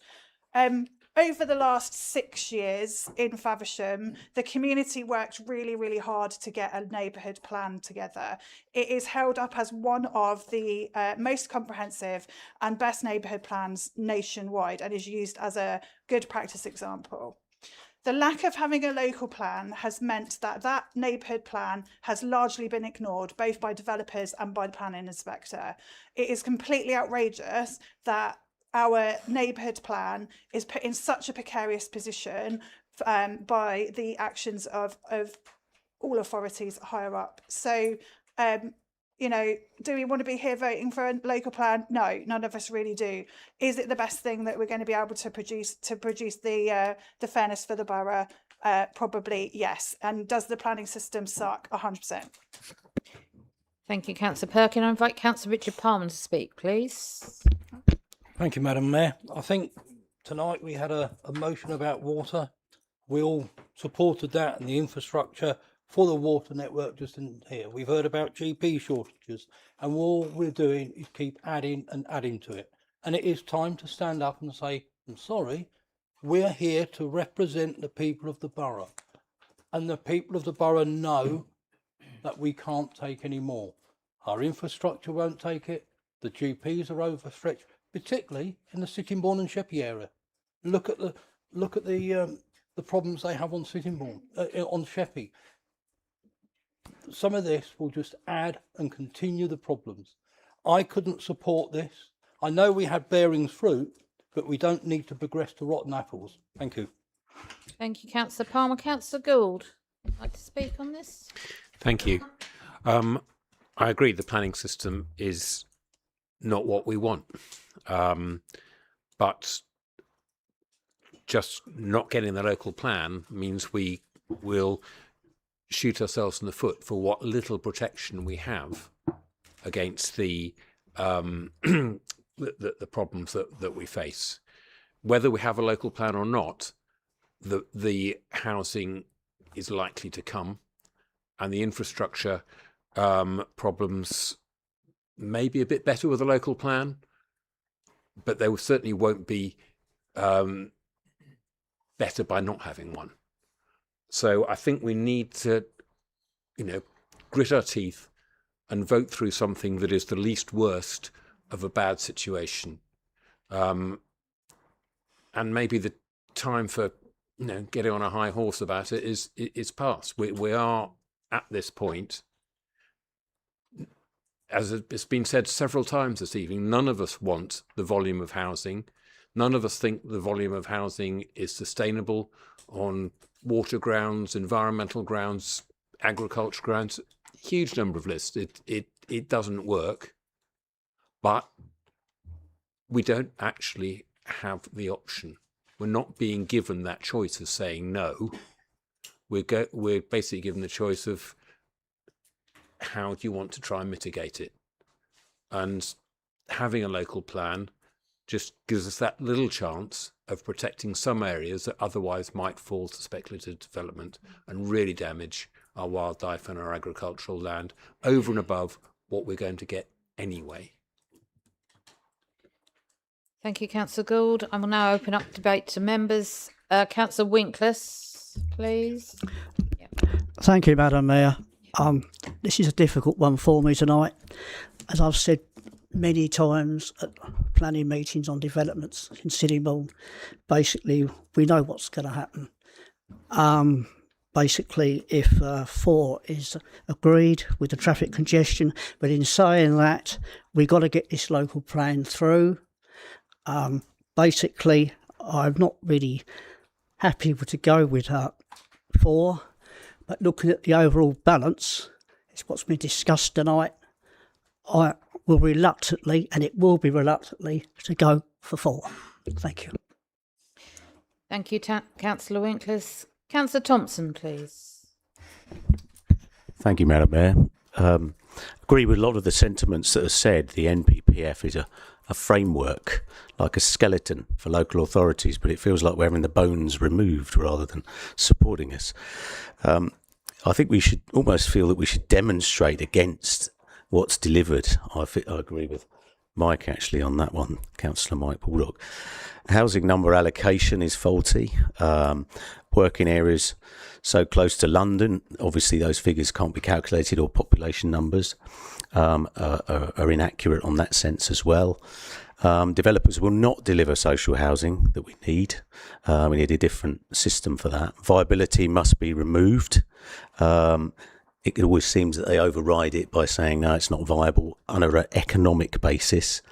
RPs need to be agreed before planning or at planning, because we seem to get social housing removed when they go, oh, we can't get an RP now, therefore we're turning to private homes. These are all part of things that were allowed within the NPPF. We need to look at local identifying of land use and habitat. Need definition of what is sustainable. We've never had one. I've asked this for the few years I've been in. There's no understanding of it, only on economics.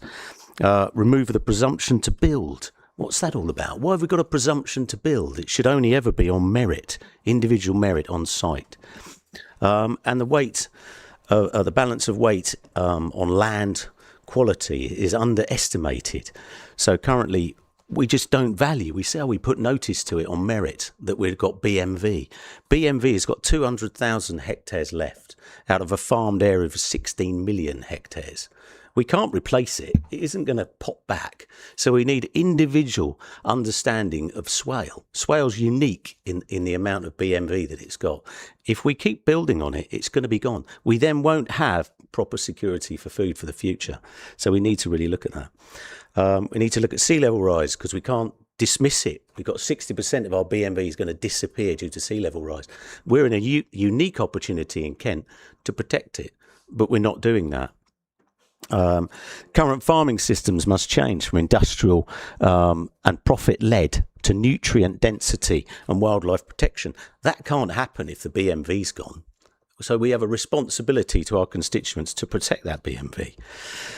With all these things, and I've forgotten what I was about to say now, but an economy based on house building is not sustainable. And that's what we're being led to at the moment. And I feel we've almost got to demonstrate that in some form or other, but I don't know how. But thanks, Mayor. Thank you, Councillor. Councillor Whiting, please. Thank you, Madam Mayor. Yes, this is all unacceptable. Nobody wants this amount of housing, no, apart from the government, of course. The government want 1.5 million homes by the end of this Parliament. They've promised it. Keir Starmer stood there in Crawley before the election, promising everybody that he would do it.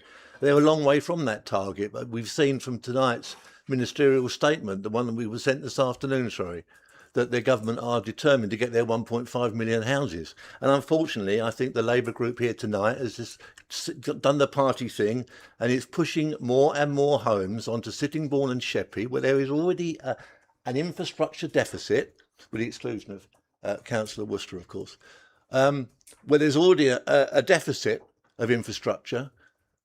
And we've gone through with a plan that's going to give us less infrastructure than we would have had if we'd have stuck with the option 6. But we'll park that now. We're past that. But we've got to the stage now where we're going to get more development, less infrastructure. And we've just given a green light to a developer who wants to build at Bobbing, a development that wasn't turned down at planning last week, but certainly wasn't accepted. The vote to accept it was lost. And the planning committee didn't want that development at Bobbing. Well, we've just given the green light for that. We've just made it a strategic site.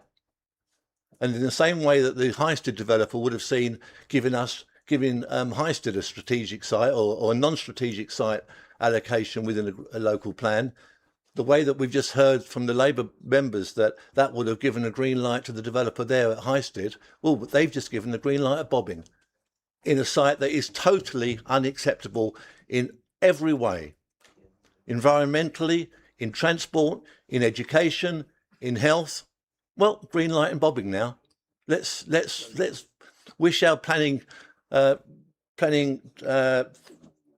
committee luck when it comes to reconsider that next week or the week after when the deferment comes back, and they've got to go to it with an open mind, knowing full well they've just voted, or many members of that committee will have just voted to put that site and give it a green light. So I can't vote for this local plan.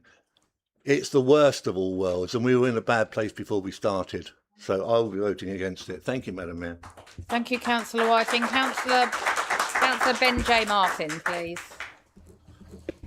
Thank you, Madam Mayor. And I'm going to start off by saying I agree with you, Councillor Bowen, and I'm sorry. Because that period of time in coalition, there were mistakes. We let the can get kicked down the road far too many times. And at the time, I was a group leader in it. And I let the can keep slipping and keep watching as the government increased the housing target and increased the housing target. And that's the position we now find ourselves in. But being very firm, a local plan, I would rather have a local plan set by members here, a local plan set by people that have been elected by the people of Swale, than letting it be decided by a Secretary of State who could be from any other part of the country, who has no affinity for the area. I don't want planning in this area to be decided by someone in Whitehall or Bristol. I want it to be decided based on policies that have been made here. Policies that we all said are good policies. We spent ages developing an affordable housing policy that's fair across the borough. We spent ages developing policies to encourage biodiversity net gain above and beyond what is required in the NPPF. The simple basis is that we had to have a plan, and the site allocations were always the most difficult bit.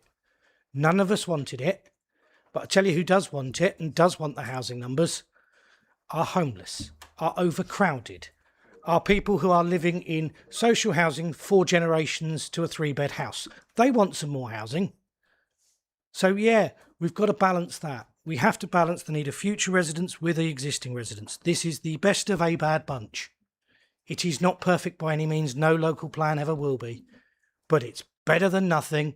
And it's a darn sight better than leaving it to developers to just pick and choose where they want to build. And incidentally, for those that say this plan is now all brownfield, I did double check. All the site allocations that will be in my ward are greenfield. Thank you, Councillor Martin. I'd like to extend standing orders, if I may, please. Thank you. Councillor Speed.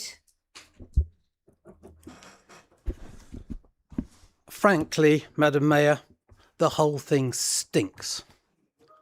I share Councillor Baldock's utter frustration. The housing targets that the government has imposed on us are totally absurd. They are double the number we need to build for local population growth. Who exactly is going to live in the other half of them? But we have to have a local plan. Otherwise, developers will walk all over us and will have no control at all about where the housing goes. If we delay tonight, we miss the government timetable, and the housing targets are likely to go up even more than they currently are. And we will have to develop a plan under a different regime where we will have even less say. The proposal as amended now before us is the lesser of the many evils, so I will vote for it, but through gritted teeth. Thank you, Councillor Speed. Councillor Hunt, please. Thank you. A lot of what has been said, lesser of two evil, or two evils, lots of evils.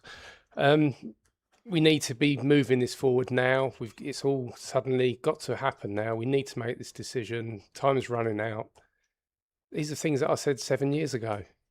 We're actually nowhere, not moved any further forward than we were 7 years ago. If we look at what we had on the table at that time, garden communities coming forward, ready to go out to Regulation 19, what have we got now? Exactly the same thing. The only thing that has happened, And I'm pleased that Councillor Ben Martin said about the can kicking down the road with the coalition. That is why we are in this mess. What we have been doing is doing a local high planning committee. Developers have got fed up with how much time we are taking over this. We've got to this point, we're just going to put the applications in. Developers will decide our local plan and the government will decide our local plan. Over the last 6 years, as Councillor Perkins said, Faversham have come together, they've done their neighbourhood plan, they've got it out for the consultation, they've adopted it, it's all gone forward. We haven't moved forward at all in this council, and that is why we are in the mess that we are in now. It's the fault for the last 6 or 7 years of decisions on this council. And it's been ridiculous. We need to get a decision tonight. I won't be voting for this. I think it is completely the wrong local plan to be taken forward, but we need to have a local plan in place. Thank you, Councillor. Councillor Kavanagh, please. Thank you, Madam Chair. As others have said, it's an incredibly difficult position. We're required to provide huge amounts of homes. And again, as others have said before me, it should have been decided years ago. I certainly have been in this chamber when a councillor suggested we should leave it to the Secretary of State. We should be the ones deciding this. That said, I can't vote for this option. The actual scheme looks well planned, well laid out, but it's in the wrong place. Whatever highways say, we're practically up to capacity on the west side of the borough already. Any slight hiccup on one road leads gridlock. Thank you. Thank you, Councillor Kavanagh. Councillor MacDonald, please. Yeah, thank you, Madam Mayor. I think members ought to realise that there's an awful lot of unexpended building on plans that were put forward before. On the Isle of Sheppey, I can talk about that with reasonable authority.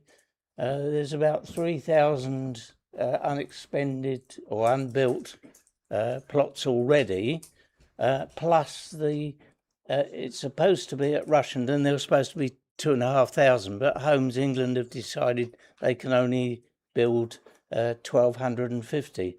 So we're talking about over 4,000 plots already on Sheppey, and the infrastructure is absolutely appalling, frankly. It's like everything's a village. So I think members ought to realise that some of these areas have got huge pressures already.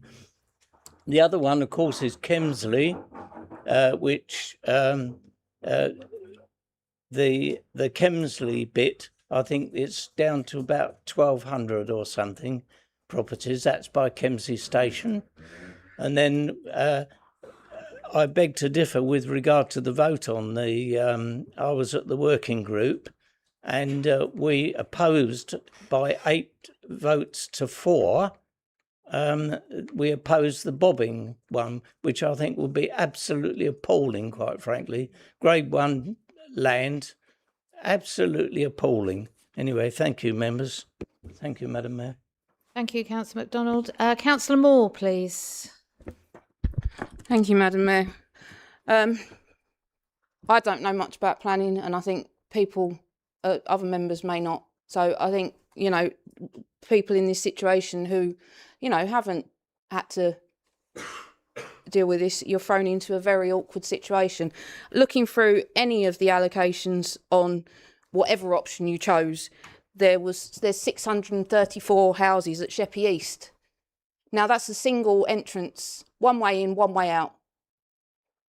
So, you've got children not at school. We've had, I think, since I've been on the council in the last 2 years, coming up 3 years, we've had 3 motions come through to this council. One about lack of education spaces, one about doctors, and now one about water. We need to put it that this borough and the borough as a whole, because children are getting sent to Faversham, but then Faversham children are getting sent to Canterbury for education. We need to put it as a borough as a whole. Cannot cope with any more houses. I know we need a local plan, but you know, another 8,000-9,000 houses. Where are they going to go? We're going to have no water. We're going to have no schools. We're going to have no nothing. And I just don't know where to go with it, because if you're talking as a borough, I don't think any of these were right, and I think it's just absolutely diabolical that we're forced into making this decision on this amount of houses. Thank you. Thank you, Councillor. Councillor Miller, please. Thank you, Madam Mayor. If we don't choose an option tonight, we're not stopping development, we're giving up control over it. Without an agreed local plan, we open the doors to speculative applications, weaker protections and decisions being taken out of local hands. That means less safe for our communities and more uncertainty for residents. Quite simply, if we don't choose a plan, developers will choose one for us. And for that reason, I will be supporting option 4 as it currently stands. Thank you. Thank you, Councillor. Councillor Noe, please. Thank you, Mayor. Whether we like it or not, and I don't like any of this mess tonight, we need a local plan. And guess what? Nobody wants houses in their backyards. We could develop the most perfect plan in the world, and still houses are going to wind up in places that we don't like. Sometimes in our own ward, where voters are going to be real mad if we don't fight the hell out of it. So, you know what? This is a plan. Whether we like it or not, it has as much merit as it has issues, but so does every other plan. So we need to move on. Thank you, Councillor. Councillor Wise, please. I think it's no secret that I'm bitterly disappointed this government has failed to see sense in pursuit of reaching the 1.5 million house target, which all main parties promised at the last election, some more, by continuing with the local targets that they'd inherited from previous governments. There was an opportunity to rebalance the economy, take the heat out of the housing market in the southeast. I'm really bitterly disappointed they didn't seize upon it. So we know, as a council, we're in a rock and a hard place. But what we cannot do is fail to confront the impact of continuing with the absence of a valid local plan. We've seen the results of that inability to progress a local plan. Nobody gets any certainty from that approach, and it continues to suggest to people a false reality that we can filibuster development, pushing it to inspectors and costing this council vast sums in the process. No doubt there'll be much said about tonight's meeting on social media, which reinforces that false reality. But we have before us, in effect, two options. And this one, with the associated sites, compared to the alternative, is the one that I think we have to get behind. This leaves us with one real possible opportunity to finally progress a local plan, or an alternative where we in effect throw in the towel and continue with uncertainty, with development fair game anywhere and everywhere, and ad hoc infrastructure failing to fill the vast gaps that we already face from the last 15 years. There is not one part of this borough that can shoulder the lion's share of new housing. We know this from bearing fruits and the huge impact this has had on Sittingbourne. No local plan will undo the impacts that overwhelmingly had on our town. We will struggle with the impact of that local plan forever. I know only too well also the North West Sittingbourne faces substantial traffic pressures, but experience tells us this also isn't enough of a planning concern to curtail development. The temptation is always there to thrust development elsewhere, of course it is. But by ignoring officers' advice and burying our head in the sand, we achieve nothing but continued unplanned grief. If we don't progress this option tonight, we stand a real risk of missing the last chance to submit a local plan and to have our say and surrender that to the new planning framework and a new unitary council. And without a plan, we continue as we are. Without a doubt, we will see even more schemes come forward for the north and the west of Sittingbourne, as we've had over the last decade, with very little ability to push back. The impacts are there for Sittingbourne. So we can now try and plan for this, or we can leave it to developers to thrust those applications upon us. Thank you, Councillor. Councillor Clark, please. Thank you, Madam Mayor. There's been an awful lot of rhetoric in this room tonight. As has been said, we have got to do this, make this local plan tonight because of the time frame. We could have had a local plan in place 3 or 4 years ago if it hadn't have kept getting kicked down the road. And I have to agree with Councillor Kavanagh. There was a certain member in this chamber who said, "Oh, we don't need to bother with that. We'll just kick it up to government and let them deal with it." That was the wrong attitude to take. We should have been out to Reg 18, Reg 19 and had it inspected in public 3 or 4 years ago. Then we wouldn't be in the situation that we've got now where we're having to approve speculative development, and we also could have had a local plan which would have put us in better stead for trying to refuse Highstead Park. We could have also had a plan that stopped speculative development in my ward at Ufton Court Farm. That had been fought for years and it had been overturned by the inspector as an important local side country gap. And that was one we lost at appeal because we didn't have a local plan that took it out. The developers came along on a speculative jolly and they got their planning permission in the end. This is a shambles maybe, but it's the best shambles we've got because of decisions that were taken in the previous 4 to 5 years. I'm thoroughly appalled that we haven't got a local plan in place already. So what do? Do we leave it to government? Do we leave it to the builders? No, we vote for this tonight so we can get a local plan and we can protect our residents. Councillor Bonney, please. Thank you. So just as a little point of order, in terms of process, people have said, well, we said 6 or 7 years ago that a local plan should have been put in place. We have to review them every 5 years. So we'll be in exactly the same position. So let's put paid to that. Sorry, Councillor Bonney, is this a point of order or you just Well, it's a point of correction of facts, of process, sorry. We can't make developers build, but we can stack up the permissions. That is what government has asked of us, to stack them up.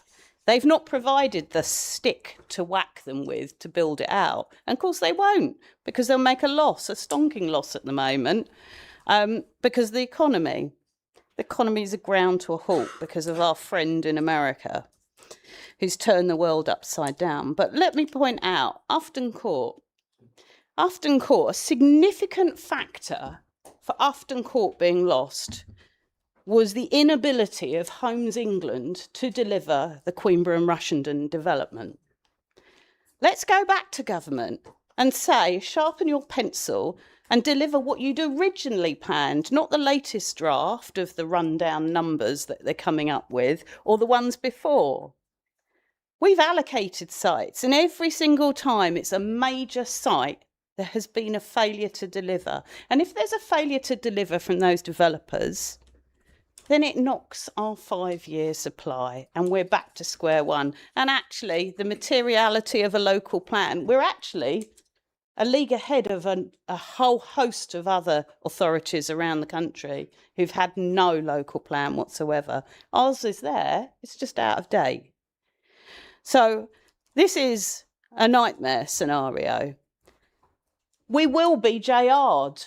So you thinking that we can put this plan in place and everything's solved, I can pretty much guarantee that there will be a JR on our process and it will be held up. If it's not by a developer, it's probably a local council. But who knows? You've got to make a decision. But both of these sites are on prime agricultural land, and our Green colleague here was absolutely right. We are building over our future food security. It's important to understand that we've got a housing stock of 65,000 roughly in round numbers. As I pointed this out before, we're being asked to build 17,000. This is a massive increase on our housing stock. When what's our housing list? If it's 2,000, we're building so many more than is actually required to deal with the housing problem. Thank you. Thank you, Councillor. Councillor Braun, about an hour and a half ago, you reserved your right, so if you'd like to speak on it now, please. Thank you, Madam Mayor. All I'd like to say is there are two options in front of you. You vote for this or you don't. If you vote for it, is it good? No, but it's all we've got. If you vote against it, you are just letting developers build where they want. That is not the best thing for your residents. Wisen up and vote. Thank you, Councillor Braun. Members in attendance, like to go to the vote. Recorded vote, please. Yeah, great. Thank you, councillors. We will have a recorded vote. Sheet number 1. Random 1. Start with, yeah, her again. Councillors, I know it's getting late. I'm not providing Horlicks, so let's get this done. Providing gin. Gin instead, yeah. Councillors! Karen Watson, abstain. Councillor Charles Gibson. 4. Councillor Worcester.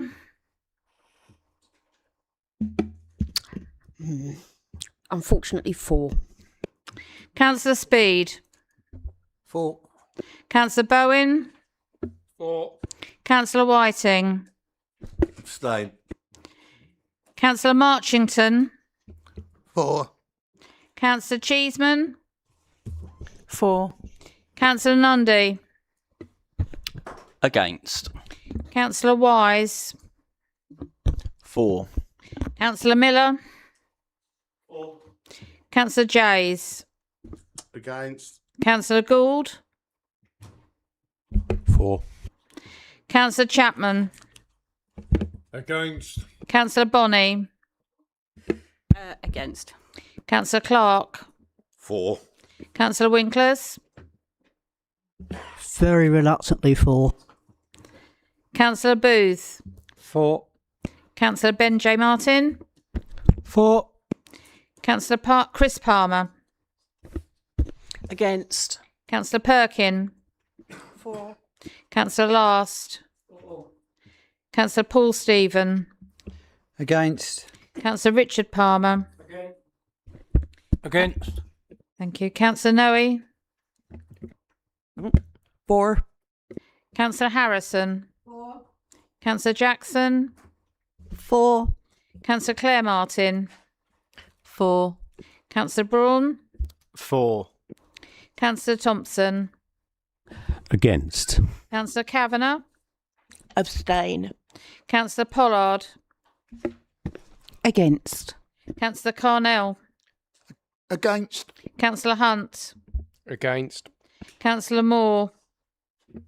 Abstain. Councillor Baldock. Against. Councillor MacDonald.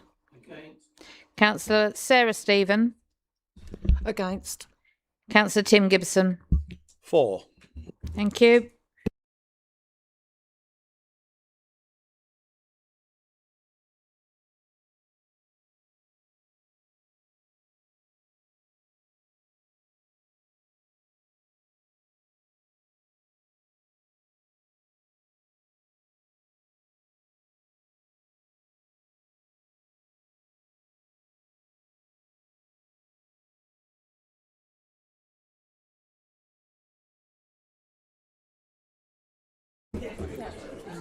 Councillors, results are in. 21 for, 14 against, 4 abstentions. It's therefore carried. Thank you. Councillors, I'm now going to suggest a second adjournment. So 10 minutes, well, we'll give it till 5 to 11, councillors. Please be back here on time. Thank you.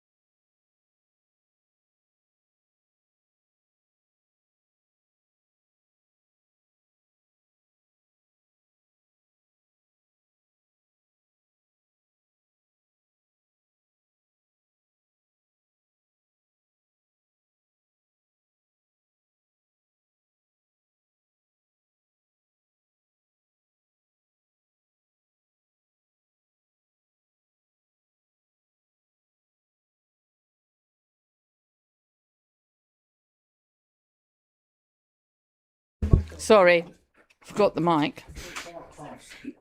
Standing orders extended? Yes. Thank you. Sorry, other coffee proprietors are available. Right. Thank you. We all here that are going to be here? Yeah, okay, we're starting anyway. Item 12. I invite the chair of the working group, Councillor Whiting.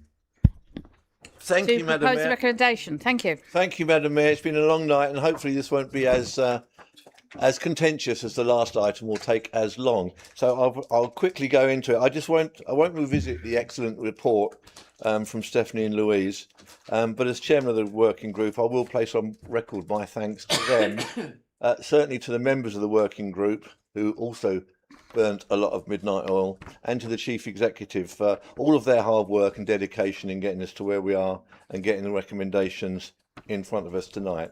The review was born out of a recognition by this council that when government imposes its new landscape, when it abolishes Swale and KCC, our residents will be one step further removed from power and decision making, with diluted elected representation on whatever new authority government creates.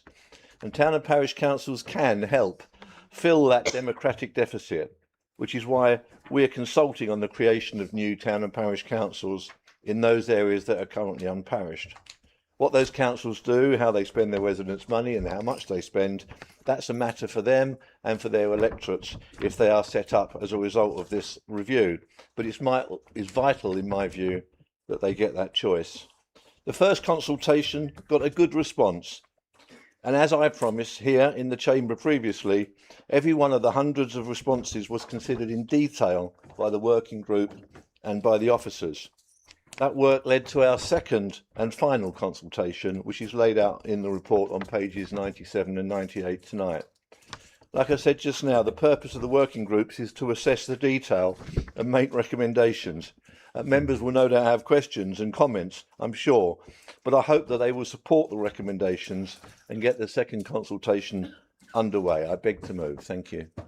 Thank you, Councillor Whiting. I invite the leader, Councillor Tim Gibson, to second the recommendations and ask whether he wishes to speak now or reserve his right. Thank you, Madam Mayor. I'll reserve, thank you. Thank you, Councillor Gibson. I invite Councillor Bowen to speak, please. Happy to move on, Madam Mayor. Thank you. Councillor Baldock, is he here? Not here? Apparently it's me. Councillor Baldock, you've changed. Sorry. Unless, of course, Elliot, you want to take over. Oh, no. Councillor Bonney. No, that's it. Thank you. Thank you. Congratulations. Councillor Perkin. No. Councillor Richard Palmer. Thank you. Councillor Gould. Blimey. I open it up to debate to members. Councillor Pollard. Just a quick one. It's no surprise that actually in the maps, I and some residents are upset about the boundary change on the Merston proposal, but I'm going to vote for this so that residents can get on and have their say. Thank you, Councillor Pollard. Councillor Hunt. Thank you. I think it's really important to take note of the recommendations of working groups, so I agree with it. Thank you, Councillor Hunt. Councillor Martin. I've hardly heard you tonight. Sorry, Madam Mayor, but this is purely one to say, yes, support the recommendation, and please do go out and encourage all of your residents to take part in the consultation on this. This will be the future of local government in this area. If people do not respond, they do not have a voice, and they could find themselves completely voiceless with no parish council or town council to represent them or to provide those excellent services. And to reiterate what members were saying earlier, those of us that sit on Faversham Town Council are proud of the work that we do, and are delighted with the very nice comments that have been received during this evening about what we do. This is the opportunity for other areas to benefit in similar ways. Thank you, Councillor Martin. I'm looking. I can't see. Oh, Councillor Harrison. Thank you, Madam Mayor. A number of members have made the point this evening about consultation, about the wishes of the residents in relation to CGR, you made the points in relation to the leader's statement, and making sure that residents have the facts before them, including the likely cost, and that at the end of the day, the recommendations that come before this council to be agreed is what those residents want and not what people in this chamber want, overriding their wishes. Thank you. Thank you, Councillor Harrison. I can't see any more hands shooting up in the air. So, Councillor Tim Gibson, you reserved your right to speak. Thank you. Thank you, Madam Mayor. And I won't repeat what I said in the leader's statement about the importance of getting out there and getting the community to engage. And Councillor Martin, just for the record, Faversham Town Council is only so good because Sittingbourne haven't got one. Thank you. Fighting talk, Councillor Gibson. Councillor Whiting, if you wish to respond to the wonderful debate we've had. I would like to thank the members for the wonderful debate we've just had, Madam Mayor. I just, in answer to Councillor Harrison's question, comment, I just wanted to reassure her that as part of the consultation, all of the figures, the costs involved for individuals, should they choose to create a new parish council, the likely cost is there. Should they choose to be merged with an existing parish council or move a parish council boundary, all of those costs are very clearly flagged up on the web pages that will be presented and on the paper consultations that will be sent out, so that members of the public have a full set of information on which they can then comment. Thank you. Thank you, Councillor Whiting. Members, if you'd like to show your vote, please, in the usual way. All those in favour, please show. I reckon that's unanimous. Yeah. Any against? Any abstentions? That's carried unanimously. Thank you.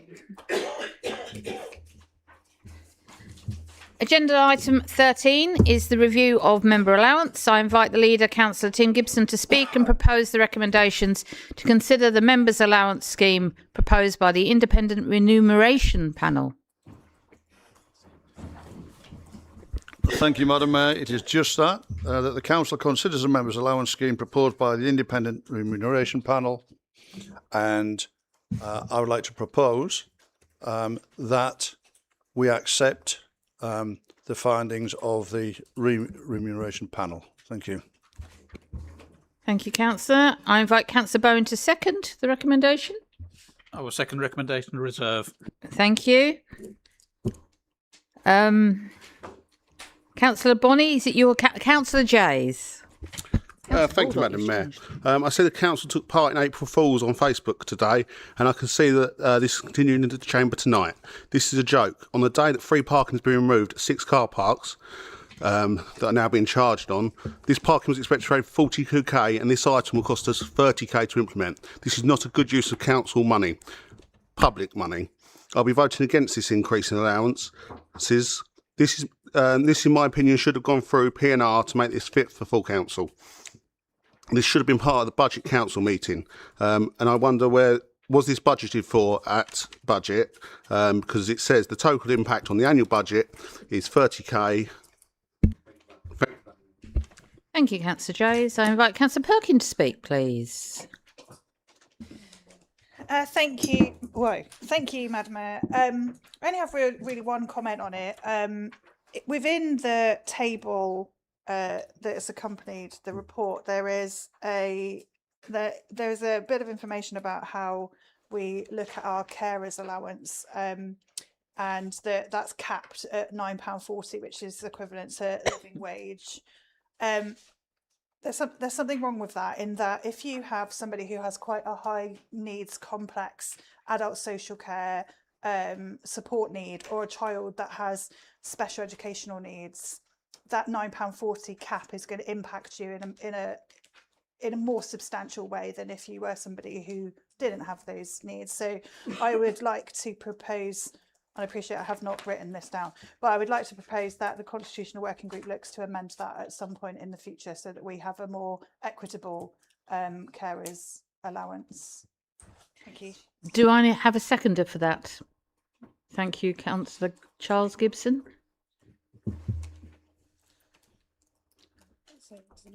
Anyone want to speak to the amendment?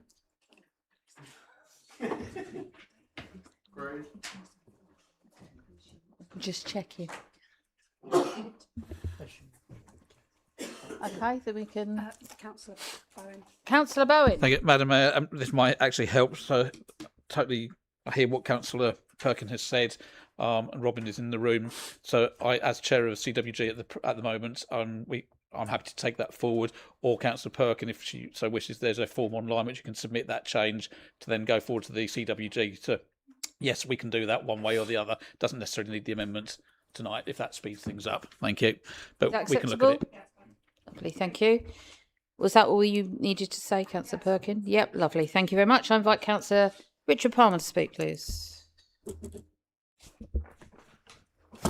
think it's going to be very awkward to accept something like an 8.1 increase, and I agree with Councillor Jays. I don't think it's a good thing to accept at this particular time. I think Councillor Jays asked if it was actually in the budget line. I don't know if we heard an answer to that, but is it a budgeted increase, or where will the increase come from? Thank you. Thank you, Councillor Palmer. So you can ask Lisa for If I could ask for some clarification, please. Yeah, so there has been an allowance for uplift in the overall salary and members' allowance pot, and as you will also recall, there is an allowance in at the moment for the take up of the local government pension scheme for members. So I'm hoping that there is sufficient in there to cover that, depending on the decision that's taken tonight. Just come back. Yes, Councillor Palmer, thank you. I mean, I still feel that at this time to do an 8.1% increase would not look very good with the public. But I'd like to suggest an amendment, if someone could support it, that perhaps this money is, the sum of money is calculated and shared against all members to their members' grant, so that the local communities can benefit. If anyone would like to support that, please feel free. I can't see any support for that, unfortunately, Councillor Palmer. I'm sorry. No, being silent. Sorry. Councillor Gould, please. I agree. 8.1% does seem to be quite a big increase at the time when wages aren't going up by that much, and there's quite a significant rise. So I will be, not sure whether it'll be supported or not. Okay. Right, councillors, I now open it up to debate by members. Councillor Hunt, please. Thank you. I think we go out, and this is another thing where you get someone to look at something and come up with a recommendation. We've got an independent panel that comes up, so we don't have to deal with this. They bring that forward, and we shouldn't be going with changes. I think when I looked at it, I thought 8.1%, that is a lot for us to be voting on, but we need to remember that it hasn't gone up at all in I don't know how many years. And that's the problem. When you don't do small increases and you then come along and an independent panel looks at it, you then start saying, well, that's a big increase, but actually over time it's not a lot. So I think it's a difficult one because we are voting on money that we would get, but as I've said in the past, it is important as well for councillors in the future as well, that when people look at becoming a councillor, they look at things, I can't do that because it's just not worth it. We want to encourage people to become councillors in the future, and they need to make sure that allowances will cover anyone that comes into doing that. So I think we need to go with the independent report as it is and just explain that higher percentage is because of it hasn't been done over time. Thank you, Councillor Hunt. Councillor Speed, please. Thank you, Madam Mayor. Firstly, I was going to make exactly the same point that Councillor Hunt has just made. It's not an 8% increase. It's been static for the past 3 years, and if there's no increase this year, it will have remained exactly the same for the entire 4-year term, which doesn't seem reasonable. Looking at the survey of councillors, I was intrigued to see that there's one councillor who spends 3 to 5 hours a week, and there's another 2 that spend 6 hours a week. So clearly they're getting a good deal. But for those of us who spend more like 25 hours a week, I calculate that that pays less than £6 an hour. That's less than half the minimum wage. And we're not talking about serving behind a bar here. We're dealing with, as we have done tonight, some very complex and difficult decisions that affect the futures of our residents. And if remuneration is set too low, you simply won't attract the right number and calibre of candidates who want to take the role on. We've commissioned an independent report and I recommend we agree it. Thank you, Councillor Speed. Councillor Ben J. Martin, please. Thank you, Madam Mayor. I am more than happy to take a pay cut, assuming that I remain as a chair of one of the area committees. I believe it is still a net one overall, and I think that the independent panel have assessed the information, as has been said. We keep voting politically to freeze them, and then we come to a point 4 or 5 years down the road where we have to take a bigger rise to attract the right people, as my learned colleagues have said. Let's face it, it's not like anyone in this room is suggesting that we should increase them by more than the independent panel are advising, unlike happens elsewhere. So I would propose that we accept what has been put forward by the independent panel. Thank you, Councillor Martin. Councillor Nundy, please. Thank you, Madam Mayor. 8.1%, I don't care what anyone says, is steep. How many working people in Swale that we represent are going to get a pay rise like that this year? Bearing in mind, members, lots of working people who pay taxes, who go out every day, they slave away for 16 hours a day in some cases, haven't had a decent pay rise in the past 4 years either, and probably aren't going to get a decent one anytime soon because this country is brassic. I will not be voting in favour of this because I think that it's morally wrong to do so. I know that's an unpopular opinion, but this is tough times, tough decisions. I'll be voting against it. Thank you, Councillor Nundy. Councillor Harrison, please. Thank you, Madam Mayor. When we set up the independent remuneration panel all those years ago, there was a sigh of, and we were forced to do it by the government, but there was a sigh of relief because the Selection and Special Purposes Committee of this council used to sit for 4:30 before we then had general purposes, and then we had policy and resources. So 3 committees in one night. We used to sit there. Well, what should we get? And we'd have all this information about the average salary across Swale, the average salary in Faversham, the average salary in Citybourne and Sheppey. And then we'd go a bit wider. Yeah, but what if they work here? And we'd sit there and, well, what about, 3p extra there or 4p extra there? And we breathed a sigh of relief when we were told that we had to set these panels up and we agreed to a man and woman at that time, whatever they come up with, we will agree. And it did work for a period until, it became political. And the old sackcloth and ashes come out, didn't it? Oh, well, you can't do that because there are people in this chamber who are working who are not on a massive wage. I've been told before now, well, you are entitled to time off from your job. I can remember a particular person, and I've said, yes, they are entitled to time off work to attend council meetings. They're not entitled to be paid for it, though. They have to take it out of their holiday, or they have to take time off without pay. This is not a reimbursement for your time, it is a contribution to your time.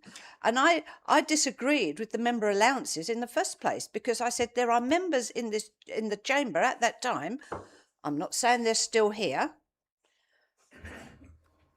not on camera anyway, who used to do sod all. And I was saying, so I'm knocking myself out 30 hours a week and I'll be getting the same as that person who pops in for 1 meeting a month. I've moved my bed into the office, into the members' room. Oh, it was you. Yeah. And they're doing diddly squat. And I know some of these cases because I was getting their residents ringing me up because they couldn't get hold of their councillor. Well, I can't get hold of them, so can you deal with it? No, I can't.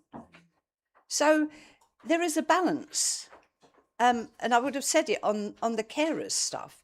Some are very easy and some are very hard.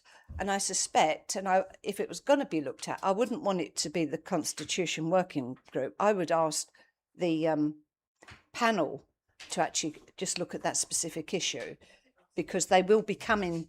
I'm hoping that whoever's here will be asking them to come and look at something to start off the shadow authority, which will be needed. So they might as well make a start now. But no, I've been consistent all the way through ever since this started. I will be supporting the independent recommendations because that was what we asked for. Thank you, Councillor Harrison. Councillor Worcester, please. Thank you, Madam Mayor. I don't come to this council ever and speak on my own behalf, but this time I'm going to. I feel it's an absolute privilege to sit where I sit and do the work that I do. And I'm not speaking for any member of my group. I'm not speaking for any political party. I do support the fact that an independent panel has made this decision. It is not appropriate in any way for people to be deciding their own member allowances at any level in this day and age. However, I will be taking the decision to not accept the pay rise extra allowance on a personal level, whether it stays with the council, whether it goes out as extra support for the charities that I support through members' grant or projects, whatever. I'll be taking that decision as an independent person, and that is in conjunction with my family and my family making that decision. We already do it with a portion of the money that I get from the council anyway, and I will be following up. And again, support the process because independent panel have recommended it, and it's my choice to not accept those allowance increases. Thank you. Thank you, Councillor. Councillor Whiting, please. Thank you, Chair. I could, like Councillor Harrison, can remember the times when you actually got paid for attending. So if you attended a meeting, you got £9 or whatever it was at the time, and the more meetings you attended, the more £9 you got. And then we moved, or whatever and then we moved to this. Then we moved to this system of allowances. And I've always been in favour of an independent panel. I've always been in favour of the independent panel meeting and deciding things and looking at them every 4 years, and for us as members to share the same pay rise that the staff get, take an average of what the staff pay rises are. If it's 3% 1 year, we'd get 3%, or if it's 2%, we get 2%. And that would avoid these big lumps that we get every 4 years where it suddenly goes up by 8. I was at KCC one year, we got a 15% rise because we hadn't had one for 5 or 6 years. And it looks bad. Yes, it does look bad.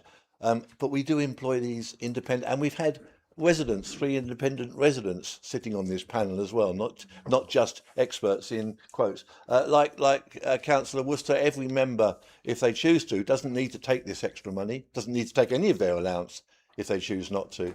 Like me, I don't charge expenses, but other people don't charge for other things. So it's up to each individual member as to what they accept and what they don't accept. But I would recommend going with what the independent panel say and stick with it. It's only going to be for a year anyway, before we all go and work somewhere else. Thank you. Thank you, Councillor. Councillor Kavanagh, please. Thank you, Madam Mayor. It might sound a large amount of a percentage, but it's less in money for your basic allowance than KCC have just authorised their councillors. Now, I don't understand how anyone can do 6 hours a week or 8 hours a week. People tend to contact me on a Sunday after 9 p.m. in the evening, and I think I've got the reputation that I respond quite quickly. Maybe that's not a good thing, I don't know. I still think for what our residents get, they have very good value for money. Maybe there's something to be said from what Councillor Whiting and Councillor Harrison said about attendance, because I know some of us work harder than others, but it's not a perfect system. Thank you, Councillor Kavanagh. Councillor Charles Gibson, please. Thank you, Madam Mayor. I just wanted to provide a slight caveat to some of the comments we've had about personal choices that councillors make, which of course we are all entitled to do, but it should be really clear and important that those councillors who don't do that or make different choices for their families and their finances are not doing so because they don't love their communities just as much. Our personal choices are all our own, and we all sit here as public servants working very hard indeed. And I know that was not the intent with which it was said, but I just thought it was important that we clarify that for all of us. But very happy to support the independent panel's suggestions. Thank you, Madam Mayor. Councillor Braun. Thank you, Madam Mayor. I just wanted to add to that. I personally don't claim for train travel because I cannot be bothered to fill in the form. And we thank you for that, Councillor Braun. Councillor Bowen, you reserved your right, I believe. I did. I thought this would have been a quick one, but oh, hey ho. Do we need to extend again? I might have to. I better hurry up then. I mean, is it? Yeah. Well, shut up then, I will. As has been said, it's an independent panel. These people have given their time to come up with the recommendation for us to not feather our own caps or line our own pockets. It's what they're saying we actually deserve. And yeah, an 8% increase, as has been said, it's because we haven't increased or had any sort of award for several years.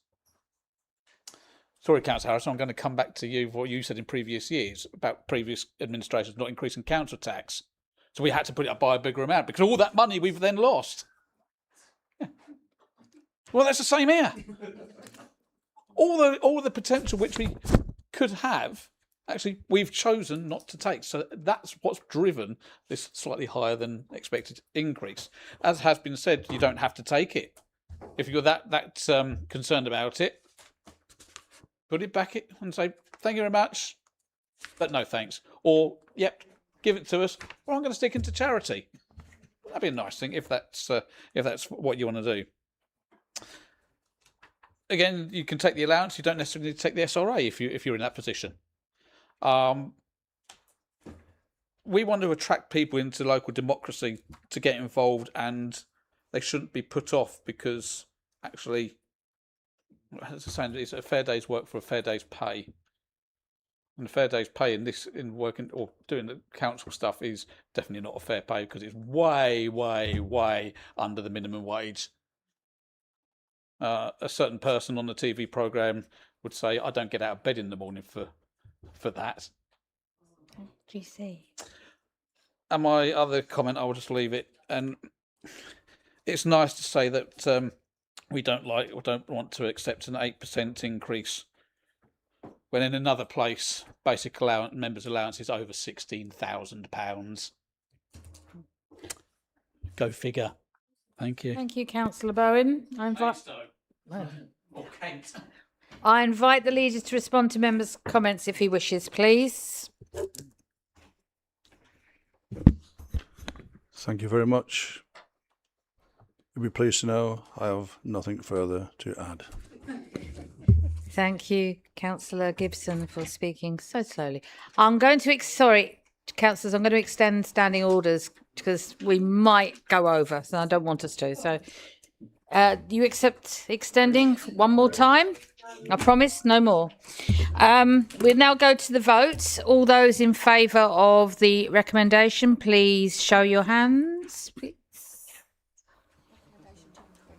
Recommendation to increase, sorry, take the recommendation to increase by 8.1%. Yeah, that. Thank you.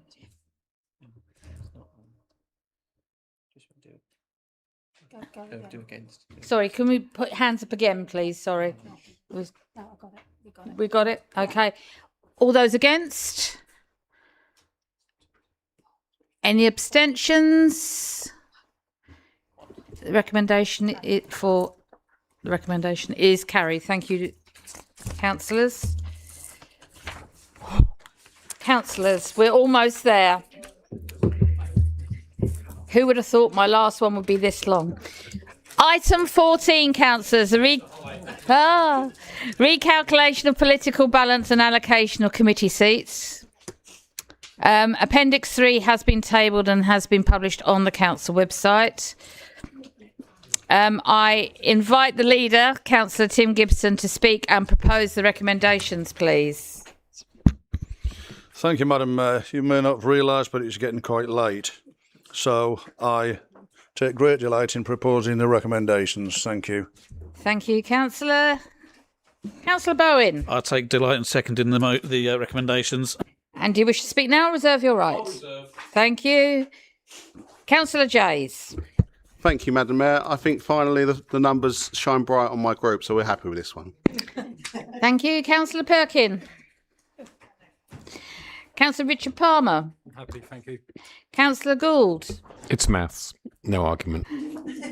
I open it up to debate with the members. Anyone want? Councillor Whiting. I agree with it, but I want to take the opportunity to say thank you, Madam Mayor, for the way you've chaired these meetings over the past year. I think it's been excellent. You've given everyone a fair and good chance to say and have their say. And I just think it's been exemplary the way that you've managed the committee meetings. Thank you. Thank you very much.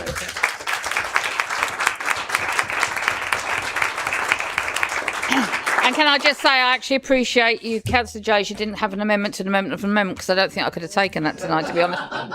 So, Councillor, is there anyone else that wants to speak to this debate?